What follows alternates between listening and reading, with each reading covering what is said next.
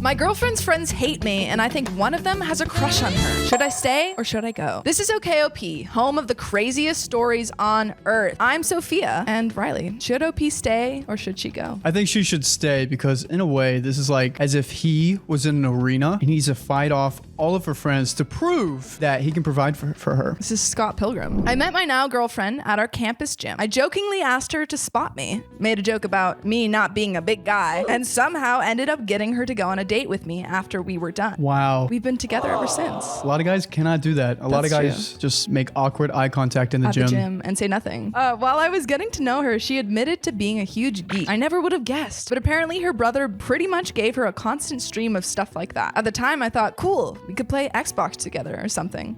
She's not like other girls. There actually wasn't a whole lot of overlap besides some games like Halo. She's into a lot of things I've never paid attention to, including D&D, Final Fantasy, World of Warcraft, etc. I love D&D. That's a great sign. She sounds like a catch. Been pretty fun, and we still work out / run together all the time, and she'll watch me play intramural sports. We're going to do some co-ed leagues together too. The only problem is that a small group of her friends hate the shit out of me. I'll name the main problem guy, Bill. There's been a couple of really passive-aggressive things him and his little group have done. One, we were playing Destiny and doing a strike, which is for 3 players. It was Bill, my girlfriend, and me. He kept leaving the party and inviting her to a different party. Ooh. Oh, that's so weird. When she refused, he sent a text saying another one of their friends was on and wanted to play. My girlfriend decided to just play with me and one of my friends. What? Okay, what does that mean, like, he left the party? He left party, made a new party, and then was like, oh, to the girlfriend, was like, oh, come to this one. What does a party mean? Like when you're on a game, like when you're on a server or something, and then you're playing on that server. I guess he like left to a new server to create. Oh, so it's like they're a little group and like they can talk, but then... That's my understanding. So number 2, my girlfriend has a nice apartment. I'm probably over there 5 nights a week, including Saturdays. On Saturday, that's a lot. Just say 6 days a week. That's just 6 days a week. I'm over there every day but Sunday. On Saturday, they have a D&D party, basically. Some of her friends who play, including Bill, come over and play D&D. Bill complained about all of the people who come over and don't play. Everyone else just gets drinks and has a good time. My girlfriend told him, get over it because everyone else has a good time. And number 3, another video game related issue. My girlfriend had all of us play Diablo 3 hardcore.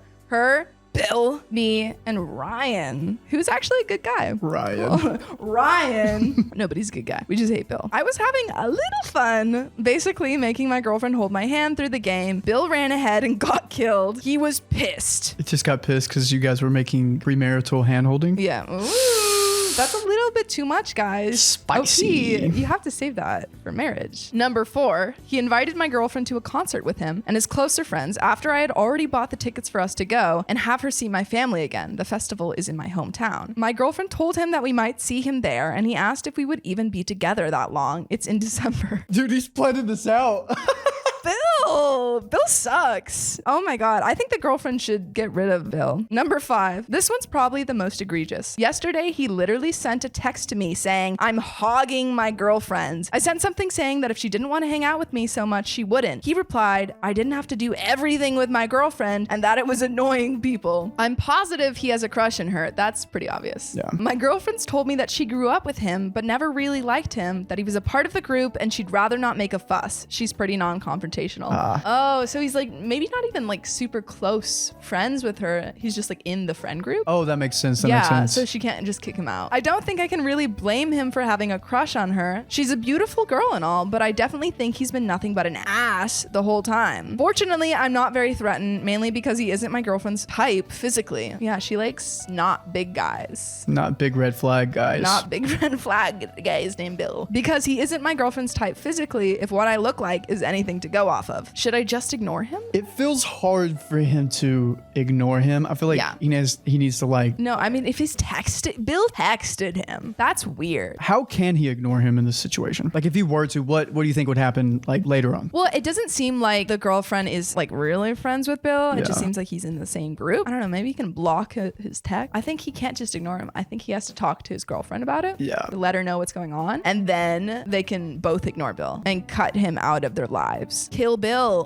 Bill. Is that what this is for? This is what for, yeah. Ooh. That's what this movie's about. Well, those of you that said just wait and let him escalate things, he did just that. Typical Bill, escalating things, trying to steal people's girlfriends. Go away, Bill. I don't like you. Something I ate must have given me food poisoning 2 days ago. Whoa. Bill poison OP? It's the only way to get rid of OP, or for OP to spend less time with his girlfriend. Oh my God. Wait, hold on. There's more. Something I ate must have given me food poisoning 2 days ago, so she's been taking care of me for the few days. If that's not intimacy, I don't know what is. This girlfriend sounds great. Side note, she sounds really cool. She does D&D. She helps Cooks people. soup. She cooks soup, maybe. Did it say that, or is that just I'm an just assumption? assuming. Riley assumes a lot. Yeah, she told me, okay, story time, but she told me a few things that I don't believe. I can juggle. It's okay, story time. We'll get to that. Yeah, okay. Oh, she got a call from Bill, who was at her apartment with some of her friends. She pretty much has an open door policy. People drop by unannounced all the time. She went to go meet them. Apparently, they decided to have some sort of intervention, basically saying what Bill has said to me earlier in the text.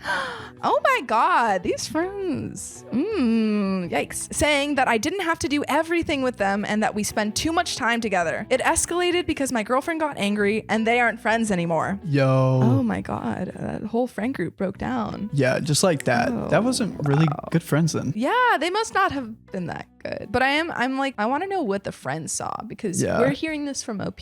That's true. That's true. So this is OP's side of the story. And right now I support you, OP, but we need the full scope. Full scope. My girlfriend came home crying. I did my best to comfort her, and we haven't heard from them since yesterday. Apparently there were a few more people, including some of her female friends in that group that she's been really close with, who had a problem with us, but most of her friends didn't bother taking a side. How do I support her through this? She's lost a relatively large chunk of friends, and even if they weren't great friends, they were the people she shared her hobbies with. That's really hard, especially when that's your D&D group. Yeah. You don't find D&D groups.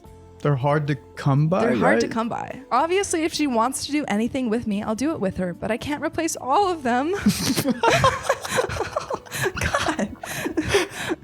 That's true. You can't. You're just one guy, one man. Is that the full thing? No, there's another juicy update. Whoa. Oh my God, that surprised even me. John, another one of her original D&D buddies from high school, sent my girlfriend an email asking if they could talk with us yesterday. Oh. We agreed, honestly thinking that they might apologize. Yeah. They actually decided to tell my girlfriend that they still like to be friends and that they didn't have to be friends with me to be friends with her. My girlfriend said she understood that, but wasn't even sure if she still wanted to be friends. They actually apologized for putting her in that position the other day when they tried an intervention. She still said the only way that they could ever be friends again was to apologize to me and her. I really don't know why. I had to ask what they didn't like about me. They told me, and honestly, some of their points had a little merit, and I'll probably have to work on them. What are they? What are they? This is juicy. Okay, number one, I only met my girlfriend because I was physically attracted to her and decided to talk to her. I don't think this is a legitimate criticism. That's usually how it starts though. I think that's how it starts. You're attracted to them and then like they saw each other at the gym, they locked eyes, they were like, hey, you're cute, and then they talked about reps or whatever. Yeah. We talk about the gym. No, I feel like that's not a valid concern. Yeah. I spend too much time with my girlfriend, which I do, but like I said in the previous post, it's something we both currently want, and I've never told her to hang out with me over them or something. Again, you gotta spend time with your friends if you want to keep there's a friends. point, and There's then a you point. need to. Yeah. There's a point. Yeah. Number three, I only talk to my girlfriend when we're all in a group. I guess I do tend to do that. I see how that's annoying when we're having a conversation no one else is a part of. That is annoying. Yeah, you are making everyone feel like a third wheel. Yeah, no, I hate that. Like you're coming to a party and you're like, "Ah," and then your girlfriend's like, "Ah," and then everyone else is just like sitting there. They feel like I've had my girlfriend kick them out before. She has a few times so we could be together. Both times I didn't tell her to. Number five, apparently I've taken advantage of her. She turned 21 before me, so I would always give her cash so she could go run up to the ABC store and get whatever we wanted to drink that night. On one night, this was when we were first dating and still using them, I asked her to get condoms because we ran out. Apparently they were there with her and she was really embarrassed about it. I definitely thanked her and she didn't seem upset about it at the time. And when I talked to her after we left, I apologized for putting her in a place she felt uncomfortable. That is kind of weird. Like she was with her friends and he was like, hey, get condoms. Do one of these.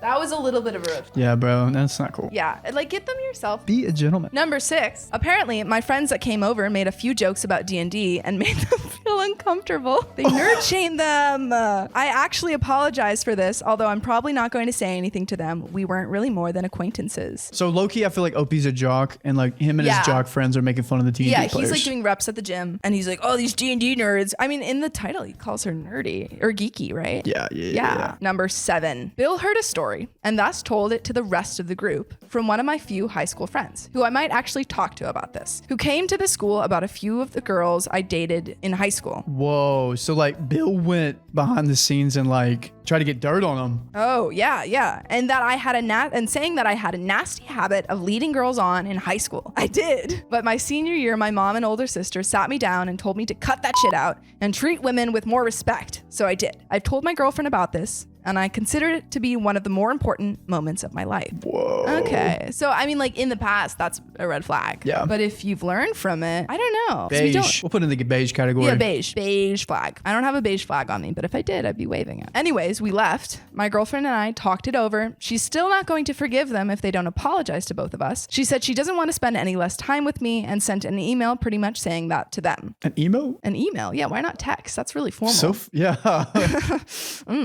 2 of the 6 have already apologized by way of a phone call. I should note that Bill wasn't there. I think he's out of town for whatever reason. Oh yeah, he's out of town. Talking to your exes, getting dirt on you, bro. I think he's out of town for whatever reason. Not sure if he'll apologize or not. I don't think he will. It seems like he just wants to be with your girlfriend. I think he wants you gone, buddy. He wants to play D&D with your girlfriend. You're in the way. You're in the way. You're in the way. You're spending too much time with her. I wanted some advice on how to be around the group that did/will apologize. The 2 girls in the group are her friends that usually come over multiple times a week, as opposed to the D&D group who came over once a week. I think the girls will probably start inviting her out more as opposed to hanging out in her apartment. I really don't think that if they continue playing D&D that they'll be able to hang out somewhere else. Yeah. Wait, so the girls are like, okay, well, she can't escape if we go out. Yeah. And like all they do when they hang out is play D&D. So he's like, that's kind of pointless, or pick up a new hobby. Yeah. To be fair to OP, D&D is really like, as I said, it's really, you got to focus. So maybe they should just be including OP in more things. They should be doing activities that he can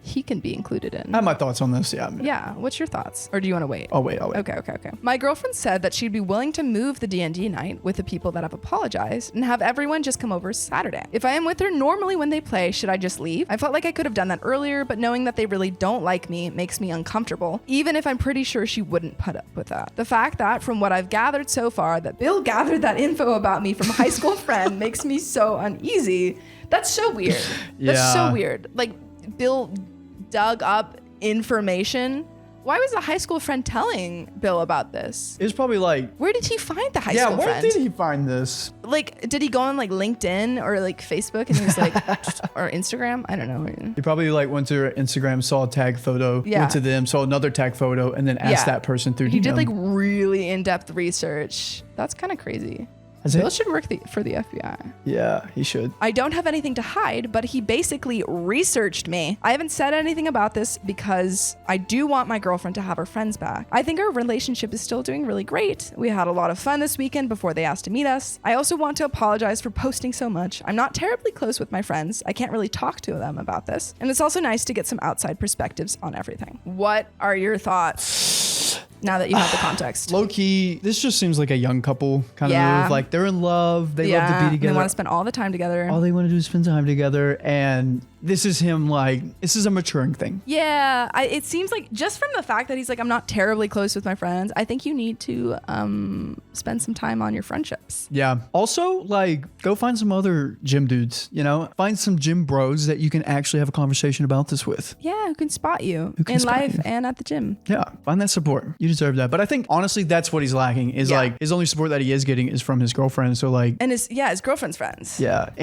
And two, that he like kind of a jock and they're more like they do D&D and stuff like that. Yeah. He doesn't feel comfortable hanging out there all the time. Like imagine if you were, do you work out? No. Imagine if you were I go on walks. Go on walks. Yeah. Like if you went with all the gym bros and like you were with a guy and like you were trying to do that. How would you feel? How would you feel about that? Wait, give me that scenario. Like Instead of you guys spinning together playing D&D, Yeah. you guys were at the gym pumping iron. I mean, I guess if my partner was like, I want to take you to the gym and like, you know, we can work out together, I'd be like, sure, I'll do it. But the bros are there. I'd feel a little bit intimidated. But like you're cool with the bros, but I'm like cool with the bros. it's the hobby. I would be okay. I think I would be okay with that. But honestly, I think that maybe you can have your own hobbies with your friends sometimes. Like you don't, like if it's one day a week, if it's Saturday, you know, they can just have their D&D time. And D&D is not like a whole day thing. Usually it's like 4 hours. Just like half a day. It's just like half a day. And then you can have the rest of the week with your girl, except for Sundays. Except for Sunday. Yeah, no Sundays allowed. I just think Opry needs to have more solid guy friends. Yeah, I think you need a network. Of people that aren't just your girlfriend, even though your girlfriend is very important. And now we have some relevant comments. Ooh. This is from Jan Carius. It looks like this is Jan Carius Sir Eugen, who says, I would have been really pissed if someone's SO at my games had his friends over and they made fun of me and my friends for playing D&D to the point of not welcome here anymore. I do agree with that. Yeah. If someone came over while I was playing D&D and was like, that's stupid, I'd be like, get out. Yeah. Get out right now. And then OP responded, they're not coming over again. I just won't invite them. He just That's a ignores solution. it. Wow. You need to work on your friendships though. Yeah. Yeah. Okay. I think that no one else should be coming to these D&D sessions. Honestly, I think they should be exclusive. I think that's the solution. Yeah, facts. This is T. Asaki. I definitely think Bill was an instigator in all of this, but for just a moment, try to see it from the rest of their points of view. Hey Reddit, we have this friend that we love to play D&D with. She has a new SO and they seem to really like each other. She seems to always spend her time with him, including on our game night. We try to talk to him, but he basically ignores us. On top of that, his friends made fun of us one night and he didn't stand up to them, which you think he would since his girlfriend loves playing D&D. One of the other group members said he used to be a huge womanizer a few years ago. When we tried to talk to her about it, she just got really mad and is demanding an apology to both of them. What should I do? I'm not exactly defending them, but everyone on here seems to be jumping down their throats as well. From your point of view, they are being unreasonable, but from their point of view, you are being a jerk. I get that because we don't know their point of view. I like this person. I don't know what the intervention was actually like, but can you at least see why some of them might have been concerned? They probably took it a little too far, with Bill leading the way, I'm sure, but you aren't faultless either. I think you need to drop Bill and then try to get to know them all individually instead of lumping them into a D&D group. That's so true. Having everything being relayed through other people is a little juvenile. Maybe try to just grab coffee with one or two of them, or have them try to teach you to play. Essentially, what I'm trying to say is don't make your girlfriend push her friends away because of one idiot. Yeah, that's a good point. That's a really good Hockey. That's a really great point. I think I agree with everything you're saying. Yeah. Because, literally everything that you said was so true. Yeah, because like if her friends are important to her, they should also be important to you. Yeah. You should work on that. You should they're not just like her D&D group. No, and they're like I feel like the main thing here is that they want to spend time with her and they're feeling like they're not getting that time. And also you should try and, be interested in her interests and play D&D. Just do this with your brain. Yeah. Listeners, I'm putting my hands on my head and I'm opening my skull. It's happening. Open your mind. Open your mind, play D&D. That's a lesson. Put it on a mug. Put it on a hat. New merch. Play D&D. OP responded and said, I definitely plan on making an effort with the ones that apologized. I think the reason I never talked to them so much was that they were probably a little hesitant around me, and I just took that as them not really wanting a conversation. They're just shy. There's a song about this, and if you want to be my lover, you got to get with my friends. Oh, snap. That's advice for everyone. It's in not your on playlist. them to try and win you over. You have to win them over. Exactly. And if they're a little hesitant with you, you gotta warm up. You gotta warm them up. Take them to coffee. Take them for a little warm coffee. Yeah. Play D&D with them. Yeah. Roll some dice. I never heard my friends saying anything. If I did, I would have said something, even if it's just a little defense because of my girlfriend. Okay, wait, I thought before, I've never really been called a womanizer before. It wasn't really the number. It wasn't really the number. Okay. So much as the way, it wasn't really the number so much as the way that I treated my two high school girlfriends. Yeah, it sounds like you didn't treat them well. I didn't really care for them, but I couldn't say no to either of them when they offered sex. It was just so easy to say yes. Okay, this did not help you with the womanizer, bro. Just the phrasing of that does not sound good. He says, OP says, I still feel terrible about it, but I don't like the way that you phrase that. I'm not a womanizer, but here is evidence that I am. I'm not a womanizer, but when they offered sex, I just couldn't turn it down. And I didn't care about them at all. That doesn't sound good, OP. That's not playing Work in your on that. favor. I think I will try to view them more as individuals. Her friends? That also sounds bad. They're not geeks. They're actually people. Yeah, my girlfriend's geeky friends. Maybe I'll think of them as people who have their own personalities and lives. Oh, this is so bad. Oh, you're really wow. digging yourself into It's a just hole. getting worse. I don't think I'd immediately offer to play with them for a while unless things go well and they want me to. I'm really not interested in playing. Take an interest. Take an interest in what your girlfriend takes an interest, and also take an interest in trying to win them over. Quite frankly, I really don't think I forced her into doing anything. Unfortunately, Bill ended up apologizing, so I feel like I'll keep an eye on him for now. Oh, so like basically he's in the clear, but he doesn't want him to be in the He clear. doesn't want to be the guy, yeah. Bill still sounds like he sucks. Like, I still think that Bill has a crush on OP's girlfriend. Oh, 100%. And I feel like Bill maybe get rid of Bill. Yeah. But I do think that OP should take an effort. What do you think first? Yeah, I mean, I think OP's low-key not like the best guy here. Honestly, I'd put him in the a-hole category just because he's young. He doesn't know any better. He's in love. Honestly, they just said college. That's all I got. Okay, so not too old. She just turned 21 and he's like under 20. Oh, right. Yeah, so- this does feel like an under 20 thing. Yeah, so I think like this just comes with age. You'll figure Yeah, it out. that's true. You'll get over it. Your brain's not fully connecting. So a-hole just because he's young. Yeah, that also brings up a good point of the like senior or the high school stuff wasn't that long ago. Yeah, I mean, it's good that you've changed. Honestly, kudos to OP for like taking that. Yeah. Kudos to you for taking that. Not being very defensive, staying open. Yeah, but it wasn't that long ago, so Yeah. that is a little concerning. And I think that I think you need to take some time and get to know our friends and get to know D&D. Facts. That's If you the want to stick with goal. this girl. Yeah, if you want to be her lover, you've got to play D&D. That's actually That's a the bar. real lines of the song. It's a real bar. Yeah. I have another story for you. Whoa! Let's get into it. My friend disrespected my weight loss journey, so I took back my wedding contributions. You're about to lose some weight, however much your friend weighs. Boom! Boom! WIBTAH! Yeah, now holster it.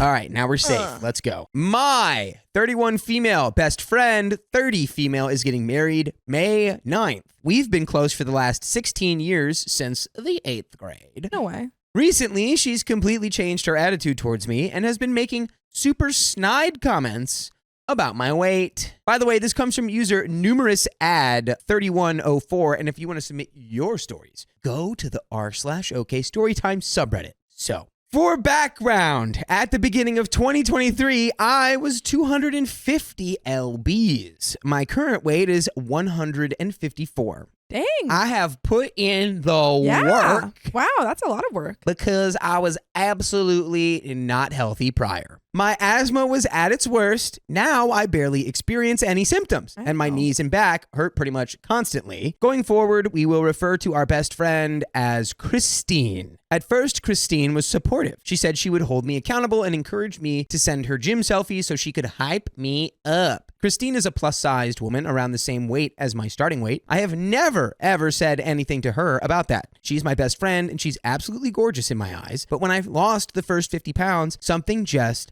totally changed in her. She started commenting about starving myself, which I actually eat more food than I have ever before. It's just different than the fast food and etc. from before. Once, while trying on swimsuits, she commented about my saggy belly and reached over and jiggled it. I've had that for quite a while as I'm a mom of 2, and my second, I got very big, so a lot of stretched skin. Also, always been an insecurity of mine. The response to the gym selfies have also changed. Instead of "you got this" and other uplifting comments, it turned into "nice," "cool," "thumbs up." So I stopped sending them. The vibe felt way off, and after I stopped sending them, she seemed to get better with her attitude towards me. I also completely stopped talking about my weight loss. Beginning in 2024, Christine moved in with her fiance, which makes her 3 hours away now. So we stopped seeing each other as much as we did previously, which was about once a week. We'd be lucky to get together once a month now. At one point, it had been 3 months without seeing each other, and I had gotten down to 175. And as soon as I walked to her at the restaurant, she went from smiling to looking annoyed, looking me up and down. Again, the vibe the entire meal felt so off. She at one point said, "That's what you're ordering," and rolled her eyes. I let it go. Now, this just happened on Friday. The restaurant scenario happened in July, and I've seen her once since then. I'm obviously now at my lowest weight. I don't know her other bridesmaids, but I am the maid of honor. I've only met her one friend one time prior. I feel this is an important detail because why would anyone defend me is the point. We met up at a bridal shop to pick out our bridesmaid dresses. She's asking for us to go with a specific floral print, but any dress style is fine as long as they're all either short or long. Christine doesn't seem to like anything I've tried on, and every time I come out in a different dress, it's just a bunch of hurtful comments, like "that really accentuates your saggy skin, OMG, someone grab her some Spanx," followed by her and the majority of the other bridesmaids laughing, except for one. They're all awful. Why are they all behaving so just mean? I don't know.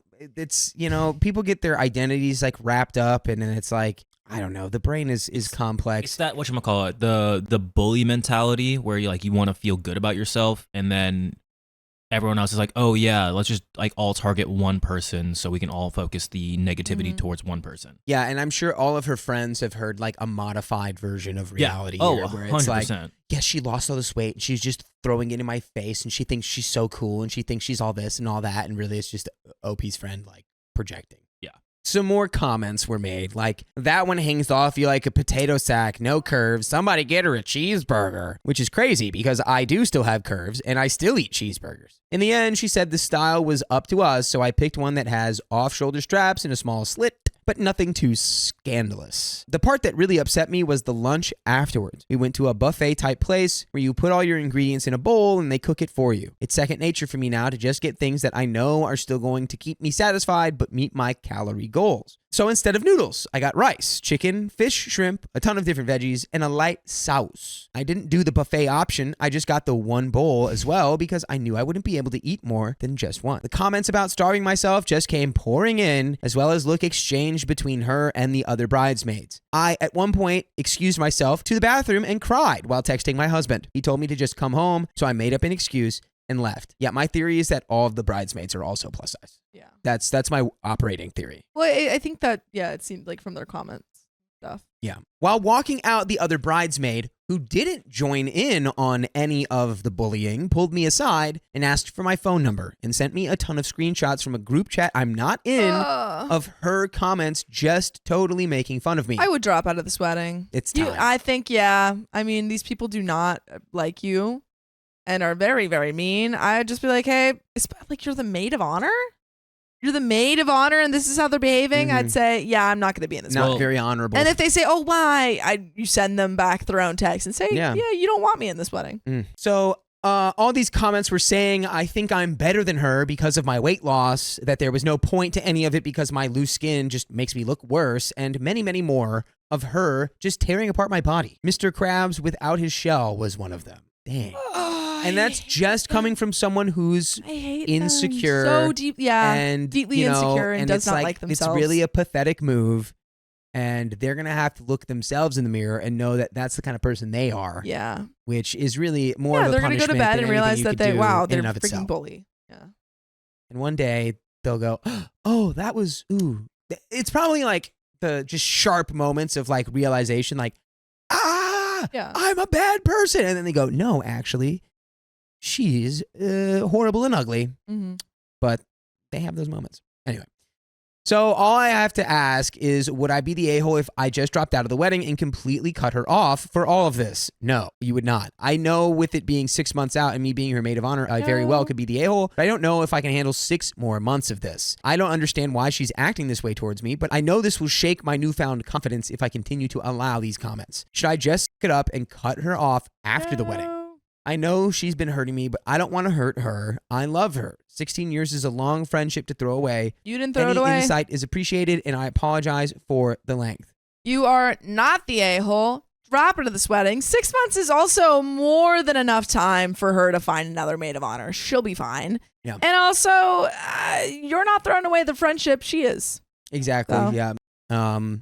We have some comments here. Let's read them. that are relevant. Commenter 1 says, you should have opted out at the dress shop because why in the world would you ever be friends with someone that treats you like this? I am someone who's working out and adjusting my food habits currently, but even before I started that process, my friends always hyped me up, even when I would hate how I looked. I know what it is like to have someone make you feel ugly when you are feeling confident. Don't let those people remain in your life. Return the dress or cancel the order. Drop out of the wedding, and if it were me, I'd be dropping out close to the date or ghosting her just to be petty. OP says, her and I have been through a lot together and we've each gotten each other through a lot. She was there for me through my postpartum depression. I was there for her at the loss of her father, and just a lot of leaning on and uplifting each other. So I tried to just ignore whatever's going on right now to honor that, hoping she'd get the jokes out of her system and go back to being my friend. Commenter 2 says, it's not too late to return that dress, not the a-hole. When she stopped hyping you at the gym, she was no longer a friend. When she started devaluing your hard work by implying that you have an eating disorder and made fun of your post-weight loss body, that was bullying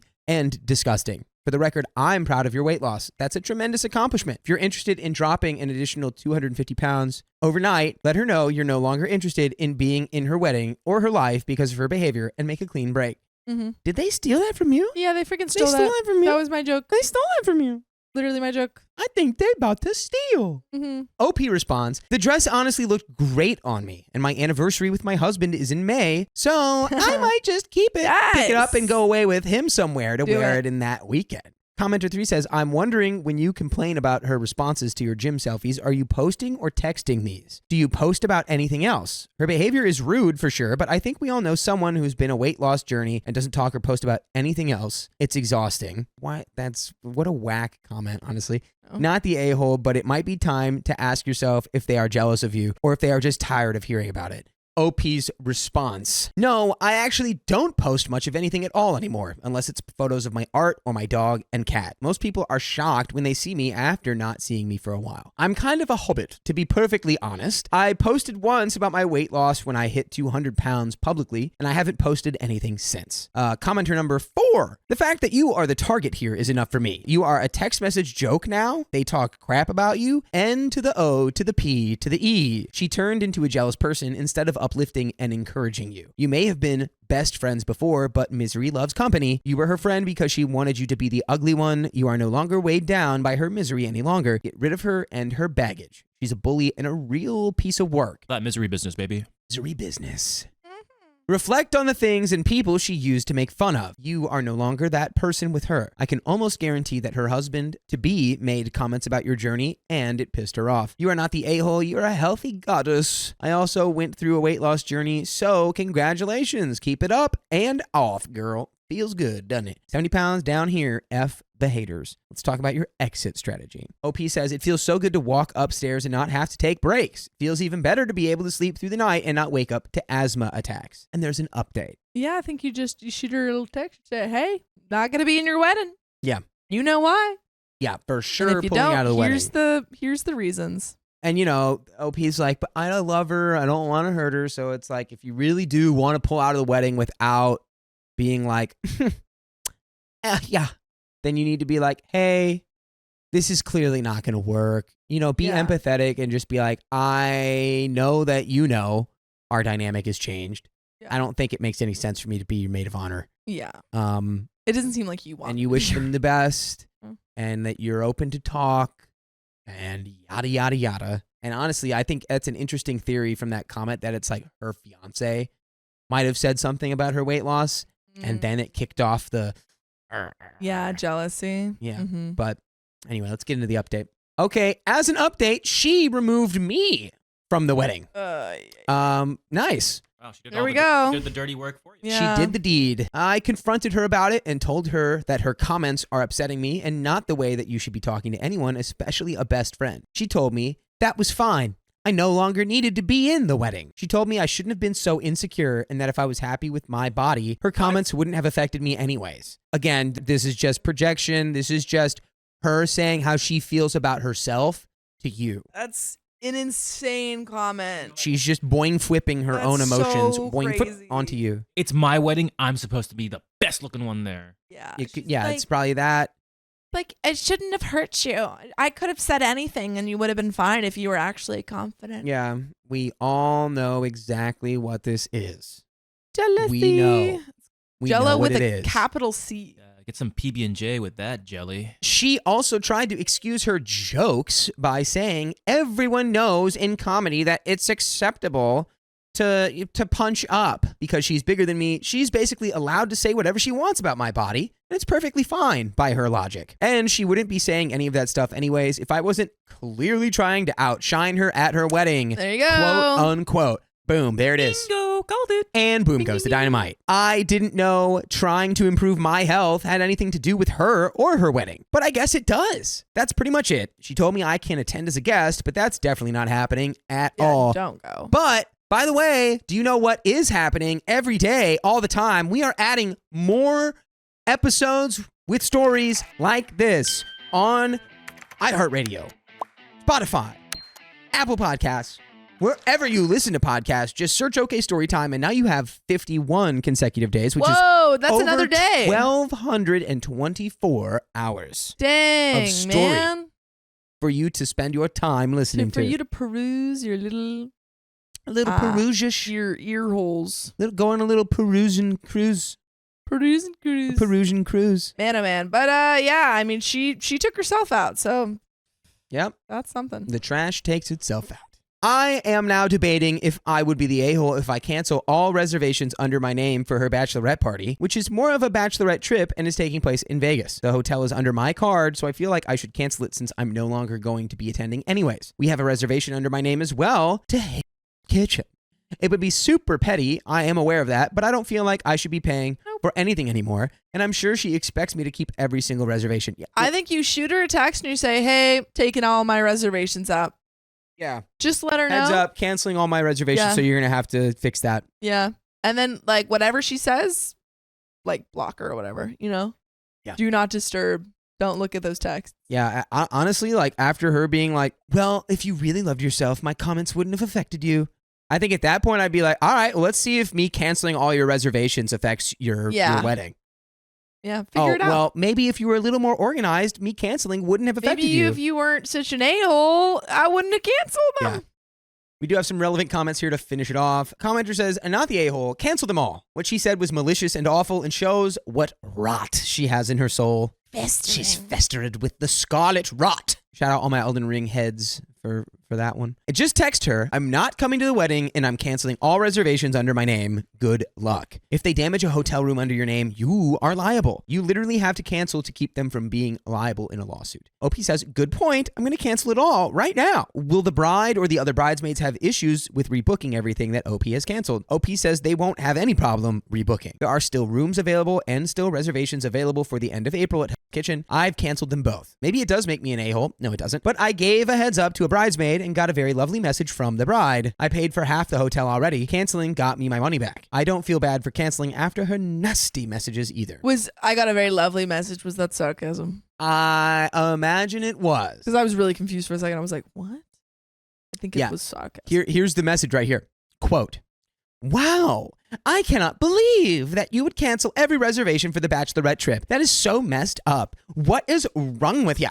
What if we can't get it all rebooked? Getting skinny really has gone to that bird brain of yours. Oh my God. I take back allowing you to attend as a guest. You don't deserve that anymore since clearly you can't even go through with the gifts that you had promised. I know I've made the right decision now. I can't wait to hear about your inevitable divorce. Lose weight to keep a man, and it's just going to blow back in your face. I really hope he cheats on you with a plus-sized woman. Have the life you deserve. I'm no longer involved in it. Dang, and the trash took itself out. And there she goes. This is Bye. Veruca Salt Yeah. as a person. That was a Veruca Salt. Well, I see that you can't even keep your promises with the gifts that you said you were going to give me after she literally verbally destroyed you. Yeah. She expects you to just and then throw insults money you at her? again. Shocking. Wonder why you're not getting your bachelorette paid for. Yeah. Let's would let's just use send our her, Yukon OP's brain, bird brain. Let's use your brain. Seems like it's the size of a pea. Yes. I canceled after I double checked that there was more than enough rooms available to accommodate them. The price is higher now, but only around $30 total, it seems. I informed one of the bridesmaids and got a nasty message from the bride about it, so she definitely expected me to still pay, which is absurd. I would have left Hell's Kitchen, but they require a card to hold the reservation, and there isn't anything to stop them from charging the card on file. I've never eaten there. I don't know if it works that way, but I didn't want to risk it. How many bridesmaids are at the wedding? There are 4 bridesmaids, says OP. Commenter 3, I'm so sorry that someone is being so hateful hateful to you. You don't deserve it. You deserve peace, health, and supportive friends. Thank goodness it sounds like your husband has your back. If I were in your shoes, I'd go no contact to preserve my sanity, and I hope you find healing going forward. OP says my husband is my rock. OP's husband is Dwayne The Rock Johnson. Crazy. I don't know what I'd do without him. We had a rough patch in 2023, and after I canceled the reservations for the hotel and dinner in Vegas, both attached to my credit card with half down for the hotel already taken, she sent me a nasty message throwing that rough patch in my face. The trip for my bachelorette party isn't until the last weekend in April. I did it and told them about it immediately. They have ample time to rebook, but she felt it necessary to tell me my husband will divorce me and I only lost weight to keep him, and it'll blow up in my face, and she hopes he cheats on me with a plus-size woman. I can't believe this has been her all along. And that is the end of that story. My boyfriend's best friend disrespected me multiple times, so I told my boyfriend it's him or me. Oh.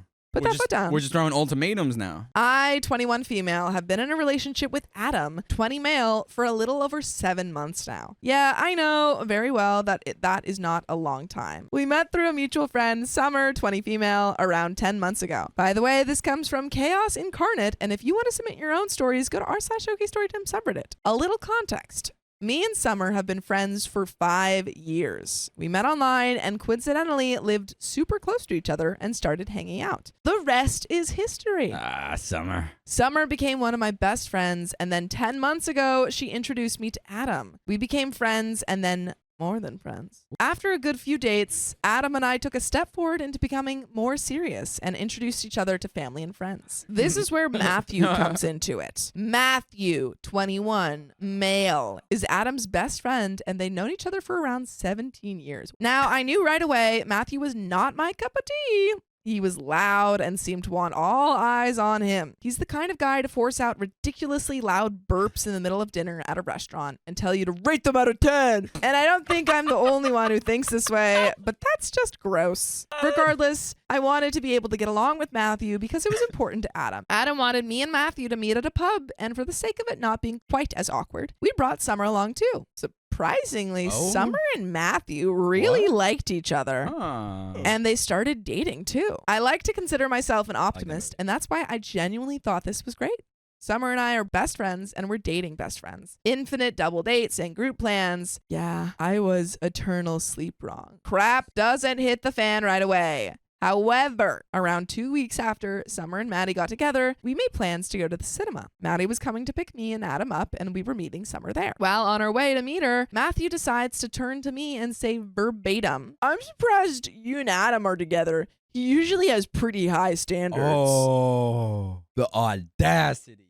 And he says this in front of my boyfriend. And what does my boyfriend do? Laugh? Oh. Laughing is what he does? Oh. I was in not, shock. Not the right answer. I literally didn't say a word. This started a sort of pattern. Almost every time Matthew and I were around each other, he would make snide remarks or criticisms about me, and my boyfriend wouldn't say a word. I felt completely lost on what I could possibly do. Summer is dating Matthew and seems to really like him, so I don't want to cause issues between them. And Adam has told me in no uncertain terms that if a girlfriend tried to get between him and his best friend, he would leave. I barely saw Summer anymore because she was always with Matthew. I tried to set up a little coffee date with her so we could catch up, and I arrived only to see Maddie sitting right next to her. I barely spoke for the 2 hours we were there. Then I started to notice changes in Summer. She was always so sweet and shy, and it was like pulling teeth trying to get her to talk to people. Now, if a girl happens to brush past Matthew as she moves around him, Summer will snap and say something like, "Get your own boyfriend, he's mine." No one wants your boyfriend. Literally no one wants Matthew. So to put it simply, over the course of a few months,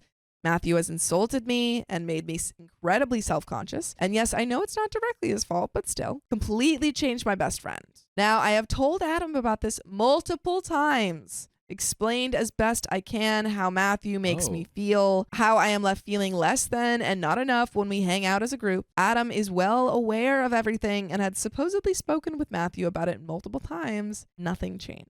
Summer and I have had lengthy discussions about a health condition she has. It's not life-threatening, but it causes her an incredible amount of pain. I know all about this. The situation still isn't completely clear, but I'll try to make this simple. Summer confided in Matthew about something relating to the condition that she tells him not to tell anyone else. Matthew calls Adam and tells him about it, neglecting to mention that he was supposed to keep it to himself. Adam assumes I already know and mentions it in front of me. I assume Summer had noticed we had drifted apart and didn't know if she could confide in me about this, but that I was allowed to know I speak to Summer about it. Now, understandably, Summer is not happy that her trust was violated by Matthew and confronts him about it. Matthew then calls Adam, screaming about how I need to keep my mouth shut and keep out of other people's businesses. I will hold my hands up and say, yeah, hindsight is 20/20, and I was maybe in the wrong for mentioning it before Summer could tell me herself, but I can't turn back time, so if I truly made my bed, I will lie in it. But this was the first major moment where my opinion on Matthew was solidified. There's then another situation that truly enrages me. However, since I was made to be the bad guy in the previous situation, I haven't mentioned Summer, but I probably should have. As I said, Summer has a health condition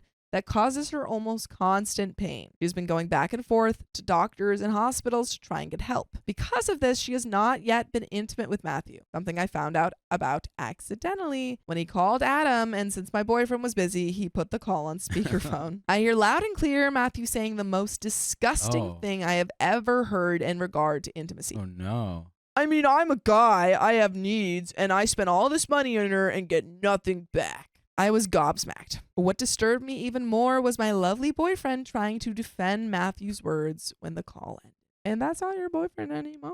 That should be your ex-boyfriend. Bye. He meant that, well, he was trying to say, well, it's because Yeah, but you don't understand the context. He's a missing the jokester, my friend Matthew. Yeah. From that moment, I knew I despised Matthew and I became terrified. I'd already seen how much Summer has changed, and now I'm worrying that kind of influence Matthew could have over Adam. The big blow up happened around Christmas. So again, Matthew has been criticizing me, saying I'm not putting in enough effort with Summer. Okay, fine. I'll make plans to meet up with her and exchange gifts for Christmas. We can have some food and maybe a couple drinks. We make these plans a week into November. December 10th rolls around and Matthew decides to message our little group chat and say we need to pick another day to exchange gifts. Me and Summer have made plans. To put it simply, I'm frustrated and exhausted. He said all of these things about me not being good enough friend and not putting in effort, but then he, in one sentence, invites himself to said plans that were only for me and Summer, and also cancels plans he had no hand in making. I admit I may have sort of been an a-hole. I got a little snappy. I then say, it's fine, whatever, we can just do another day.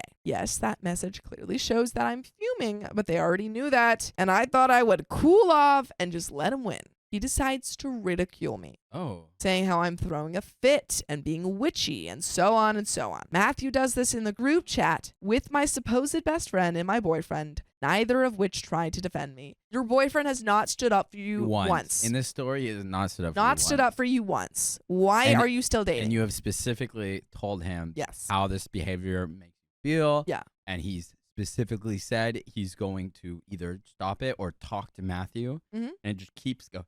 Did It's nothing. the same pattern of no one defending you. I type out a simple but very effective message and hit send. What was the message? The message read, go F yourself. Very effective. All heck breaks loose. Matthew starts blowing up Adam's phone.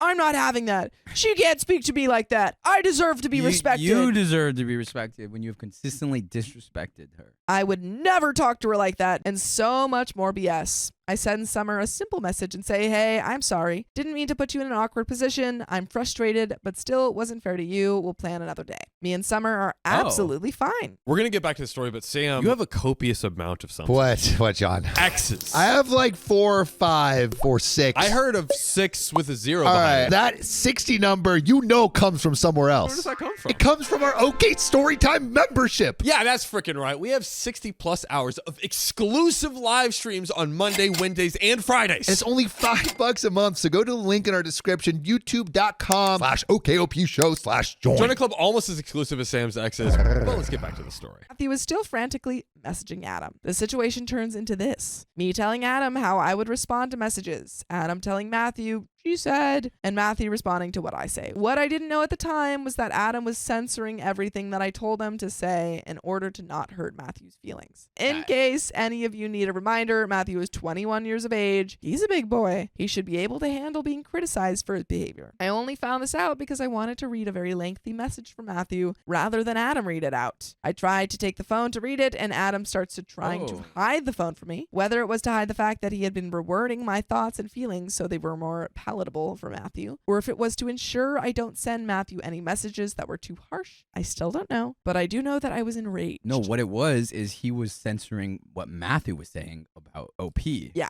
absolutely. I don't That's know. What, no, that's but what I was going to That say. seems like the Yeah, most obvious. I freaking bet that Matthew is like saying crap heinous talking. stuff. Yeah. Eventually, the situation falls into eternal sleep after I agree to start over with Matthew. But I then have a long conversation with Adam about how I understand that his best friend is a huge priority to him, but I need to be one of his priorities also. About how I'm hurt that he would edit my feelings to save Matthew from getting hurt. But Matthew has been treating me terribly, and Adam has never come to my defense. Adam really seemed to have understood me and swore up and down that he would keep an eye on it. Obviously, the peace didn't last more than a couple of weeks. Eventually, we all met up to exchange gifts, and it's fine. Until Matthew made a tiny comment. It wasn't enough for me to feel justified in calling him out, but it still bothered me. Me and Adam have been discussing redecorating his flat.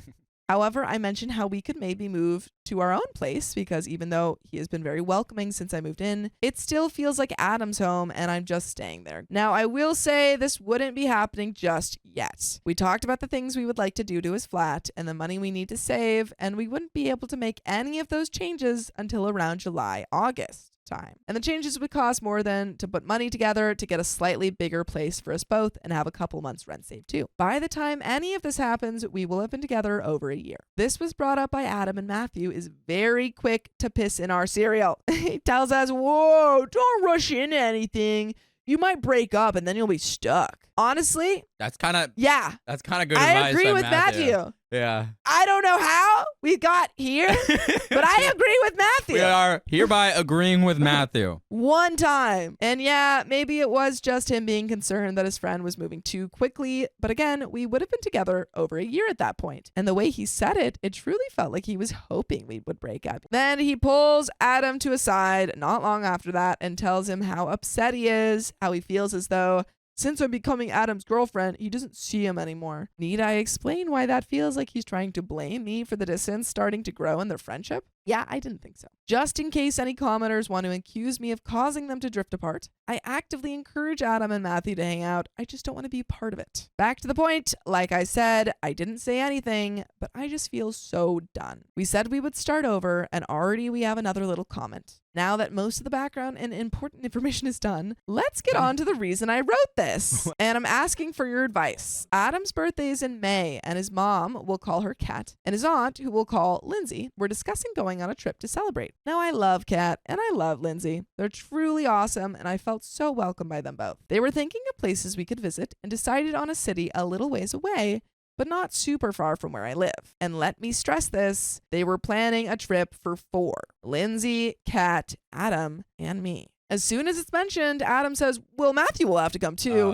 No, which to put it simply is my idea of hell. We would be stuck in completely new city, miles upon miles away from home, with no escape from each other for a whole weekend. And to rub salt into the wound, we would be drinking. I can only speak for myself on this, but I would rather fall into eternal sleep than be in that situation with Matthew. I've tried to have a chat with Adam about maybe doing something with Matthew before or after the trip, but he wasn't interested. Even Kat, Adam's mother, tried to dissuade her son from including Matthew in the plans. I haven't told Kat anything about how Matthew has treated me at this point, though she definitely didn't say this for my sake, but Adam seemed insistent. I have now been sitting on this for a couple of days, and I'm starting to think I need to have a lengthy conversation with Adam. The way I see it, I would never ever put Adam, the man I love, in a situation where I knew he would feel uncomfortable and unwanted. I would never want him to feel like an outsider when he's with me, so why is it okay for Adam to put me in a position that he knows very well? I'd feel uneasy, and like I would rather be anywhere else in the world. So on to my ultimatum. I want to tell Adam that either I go with him on the trip or Matthew goes with him, but if he chooses Matthew, I can't promise he'll have a girlfriend when he gets back. No. We're just doing ultimatums Girl, now? No, not the Don't ultimatum. do an ultimatum. Not the Just freaking leave ultimatum. him. The issue is I don't want him to feel obligated to choose me because he doesn't want to break up. But the whole time he secretly wishes Matthew was with him. I also can't say with complete honesty that I could trust my boyfriend when Matthew is with him. I won't go into detail. That sounds concerning. But I know far more than I would like to about their lads' holiday. and the things they both got up to, and I don't know if I could actually handle them going on another without suffering with crippling anxiety because I'm not there to make sure nothing happens. So yeah, I don't know if I could stomach sending my boyfriend on a trip with his terrible influence of a best friend, who I will remind you has been very vocal about his dislike for me, has spoken freely about how he's not happy that his girlfriend didn't have spicy sleep with him after only 3 months of knowing her, despite how much money he threw at her, and who I know likes to drink and party and do things that many would be more cautious about. There's also the whole, why should I have to issue an ultimatum for my boyfriend to actually consider my feelings and put me first for once? I'm not blindsiding him with this. He knows everything that Matthew has said and done and why I don't like him, and he should have the brain capacity to understand that I wouldn't want to be in that situation. What's truly mind-boggling to me is that his mom and aunt are planning a short trip for his birthday, an unofficial family trip, and his first instinct is to invite his best friend? Like, why is that even something that crosses your mind? I do love my boyfriend very, very much, and I see myself living a very happy life with him, but it just feels like this is a look into what the rest of my life will be like if I stay with Adam and never put my foot down. Yeah. But an ultimatum is not a boundary. No, it's not a good way. I want to repeat it. An ultimatum is not a boundary. My very good friend said he's a good boyfriend and he excels at the easy stuff, the gift giving and the affection of and the words of affirmation, but he's not very good at the hard stuff, the talking things through, the working through issues, making tough decisions. I don't want people to read this post and think he's a bad person. He's not, but Bad boy. you wouldn't be a bad person if you listen to full episodes with stories just like this. Just go to OK Storytime on Spotify, Apple Podcasts, or your favorite podcast app. And there is a little bit left to this story. Let's Please. freaking break get into up. it. I need her to break up with her boyfriend so bad. It seems I like, need an update. yes. I need like an update after this. I need to see if there's an update where she breaks up with her boyfriend. I don't want Adam to think he has to choose between me and Matthew, but at the same time, it feels like he kind of does have to choose. Girl, You- what he's already chosen. He's already chosen and he didn't choose you. And you said that you wanted him to choose. You're Yeah, like, I'm going to yeah. give him an ultimatum, You but I already don't want him to said- have to choose. You already said you wanted him to choose. He has already chosen, and he chose Matthew. No, but I'm saying his action. No, his actions have already shown that he's chosen Matthew. He swore to me that he would make me a priority and start putting me first every now and then. And nothing has changed. And my feelings are still brushed to the side. Adam is a man who I would love to marry one day. Girl, don't do that. But right now, the only thing I can picture when I think about us getting married is me walking down the aisle to see Adam with Matthew right next to him, just constantly there, constantly making me feel small and insignificant. It would hurt me to lose him, but I just don't know what to do anymore. Please, I'm happy to accept my judgment. If I'm the a-hole, then I'm the a-hole. All I ask is that you give me some advice on how to handle this because I can't keep doing this. And that is the end of that frustrating story. I got some advice. Give All right. some advice, please. Real simple. Adam is a package deal with Matthew. Yeah. That is his best friend. He's explicitly said from the very beginning and even throughout your communication about your upsetness and your discomfort with Matthew that nothing's going to come between him and his best friend. So they are a package deal. If you continue to date Adam, you're continuing to date Adam and Matthew. If you marry Adam, you're going to marry Adam and Matthew. If you do not want to do that, then you're going to have to break up. You're also becoming a terrible person. I mean, not terrible person. You're just becoming that person that's like, you're trying to ruin a friendship and you're giving him that ultimatum. And that's just, it's going to be the point of if he does choose either side, he's going to resent the other. 100%. Yeah, exactly. And again, he's already made his choice. Every time Matthew has been awful to you, he has let it slide. He does not place you above. But that is the end of that story. My friend is manipulative. She turned our friends against me. A little bit about me before we get into the story. I am antisocial and have autism. I can't read people's emotions as well as most people. I get hyperactive over little things. I have bad social skills. I copy from other people, so I'm like a shadow. I also don't like big groups of people, and I prefer my small group of close friends. I have said this a few times before the whole problem started. So I never use this as an excuse, though. But I thought the group understood. Guess they didn't. By the way, this comes from Round Programmer 944. And if you want to submit your own stories, go to r/OK Storytime subreddit. So, I, 19 female, had a friend group that I had known for over 3 years. At the start of it, it was myself and 6 other guys. The guys in this group often described me as the light or the party of the group, one being my boyfriend, another being my best friend, and the rest being pretty good and close friends. Or so I thought. My best friend and I became best friends after 10 months of meeting online, and this will become important. Keep in mind, he started calling me his best friend first. This is also important. For most of the time, I wish there were females in the group, which we did have for some time, but they would turn toxic or pick on me for some reason. This changed when 2 girls joined the group about a year and a half later. I was very excited to have them, and we became good friends right away. August 2024 comes around, and this is where things started to get weird. Girl 2 of the group was dating another guy in the group when she first joined. When we met them in May 2024, we found out they had been dating for just over 3 years. While girl 2 was social, loud, nice, and everything, the guy was quiet, shy, mostly kept to himself. Not too long after, another guy joined the group, and girl 2 started talking to and getting close to him. About 2 months later, the couple broke up, and she got even closer to new guy. In August, she got upset because he ghosted her. At this time, my boyfriend and I drove from Queensland to Victoria, I think that's Australia, nearly a day's trip to see our good friend, who I will call Guy 1 from now on. As we sat around the table, Guy 1 was texting girl 2 and later asked if it would be okay if she would come over. My boyfriend and I said, sure, and we went to pick her up. The Airbnb we were staying at had stairs.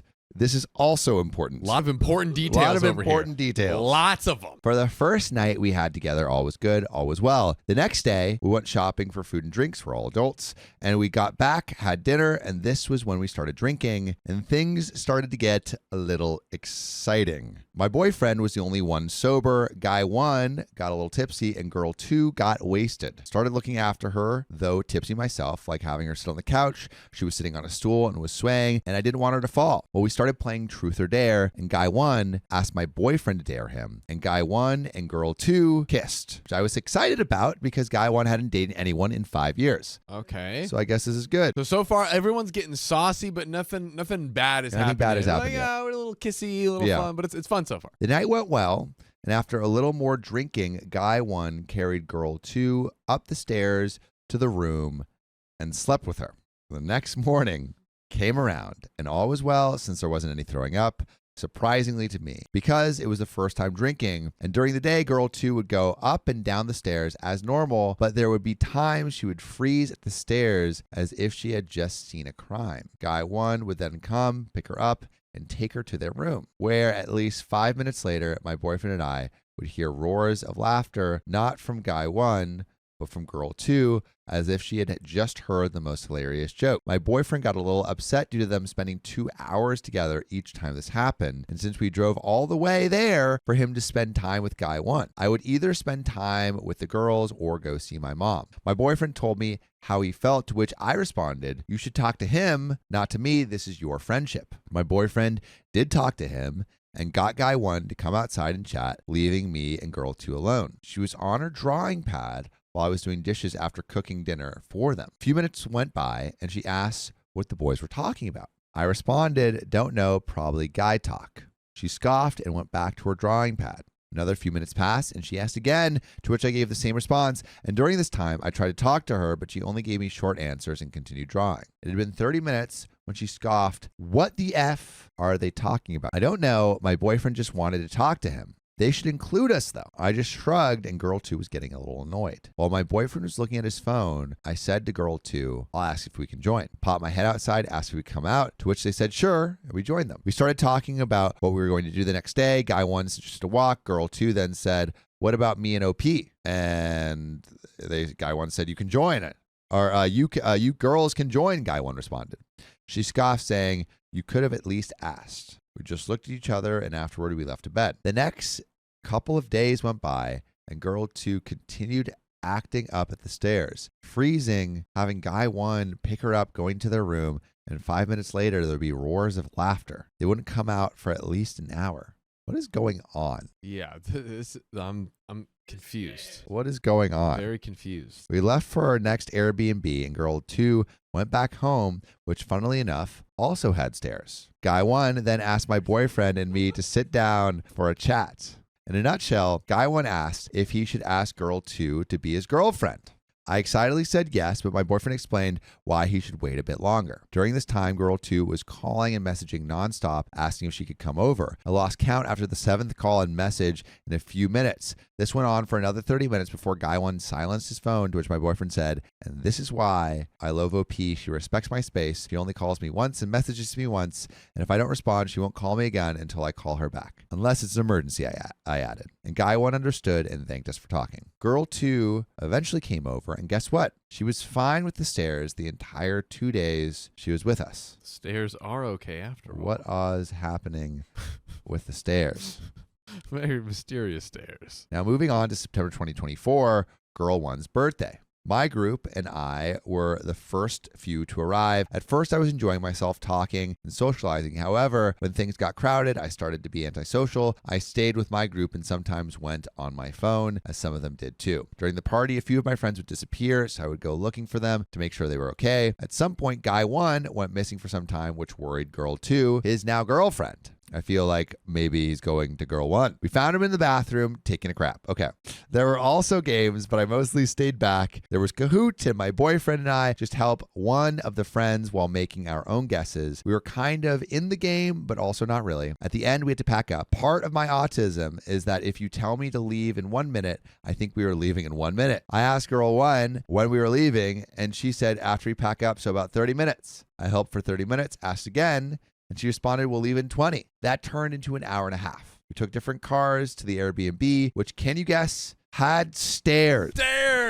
Stairs are back. Stairs. At this time, girl 1 also had stitches on her leg. The place we were staying was an apartment on the top floor, meaning several flights of stairs. Girl 2 was fine going up and down until that night. We got back and she almost tripped. I don't blame her for how she acted, but what was interesting was that when guy 1 grabbed the keys and unlocked the door to the stairs, she was back to her cheerful self. This was also when another guy from the group arrived. He stayed in the place with us, but was just leaving the next day. As he was getting ready to leave in the next few hours, he let us know and we acknowledged it. A couple hours later, when he reminded us again, girl 2 and guy 2 went to the bathroom. Since girl 2 had stitches, she couldn't get her leg wet, so she said it would take around 30 minutes. 30 minutes passed. It still didn't come out. An hour before our friend had to leave and still nothing. Then after he left, they finally came out, and later I found out from a friend that at the party, girl 2 and guy 2 had told him very harshly that he couldn't come back with us and had to figure out his own way to his place because there was no room in the Airbnb. Ooh, The couldn't go thing up is, the stairs. yeah, couldn't go up the stairs. The thing is, the Airbnb could fit 10 people, and there were only 7 of us, 8 including our friend. During our stay, girl 1 slept on the couch, while guy 1 and girl 2 slept in the master bedroom. I thought that was kind of rude, since we had all agreed that girl 1 and girl 2 should have the master room together because it was girl 1's birthday and she had also paid for the place. Felt bad and regretted not giving up my room with my boyfriend for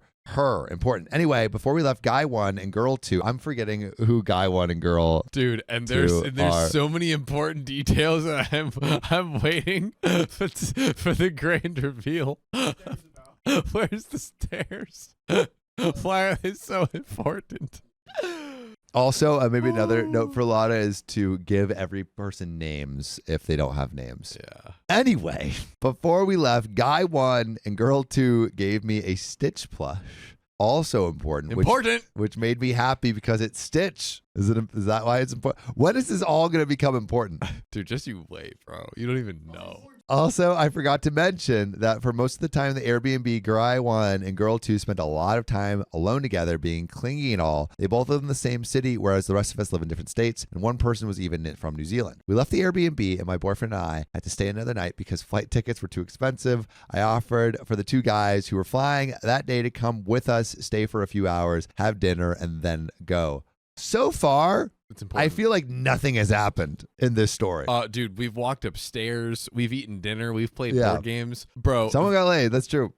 We are building up to the most monumental ending you've ever seen in your life. Just you wait. Oh, man. Just you I wait. can't wait. Get ready. I can't wait. This says, OP is autistic. Give her a break. All details are important to her. Also, Wingle says, why the heck did 2 people have surgeries? I don't know. That's so true. But if all these important details don't come in the second half of the story, I'm going to be a little upset. So let's get back into it. I offered for the two guys who were flying that day to come with us, stay for a few hours, have dinner, and then go. They agreed, and guy 1 was going to join after checking on his mom. However, girl 2 begged him to stay and come with her to the appointment to remove stitches. Did I forget to mention that she works at a hospital? Guy 1, being a sweet guy he is, agreed and went with her, leaving the 4 of us a little upset. When we got to the Airbnb, one of the guys expressed how he felt about the whole trip. He didn't like how guy 1 and girl 2 acted. He even said he liked my boyfriend and me more as a couple because they weren't overly clingy. Again, guy 1 and girl 2 are the ones in the relationship with each other. We included everyone and we acted like normal people. I mentioned that we noticed it too, but I still felt happy for them and figured it was just the honeymoon phase. Our friend was still hurt by it and said guy 1 felt like a stranger to him now. They had been good friends since the beginning of our friendship, 3 years. After that, we all went our separate ways back to our lives. Well, I think this is where it comes to a head.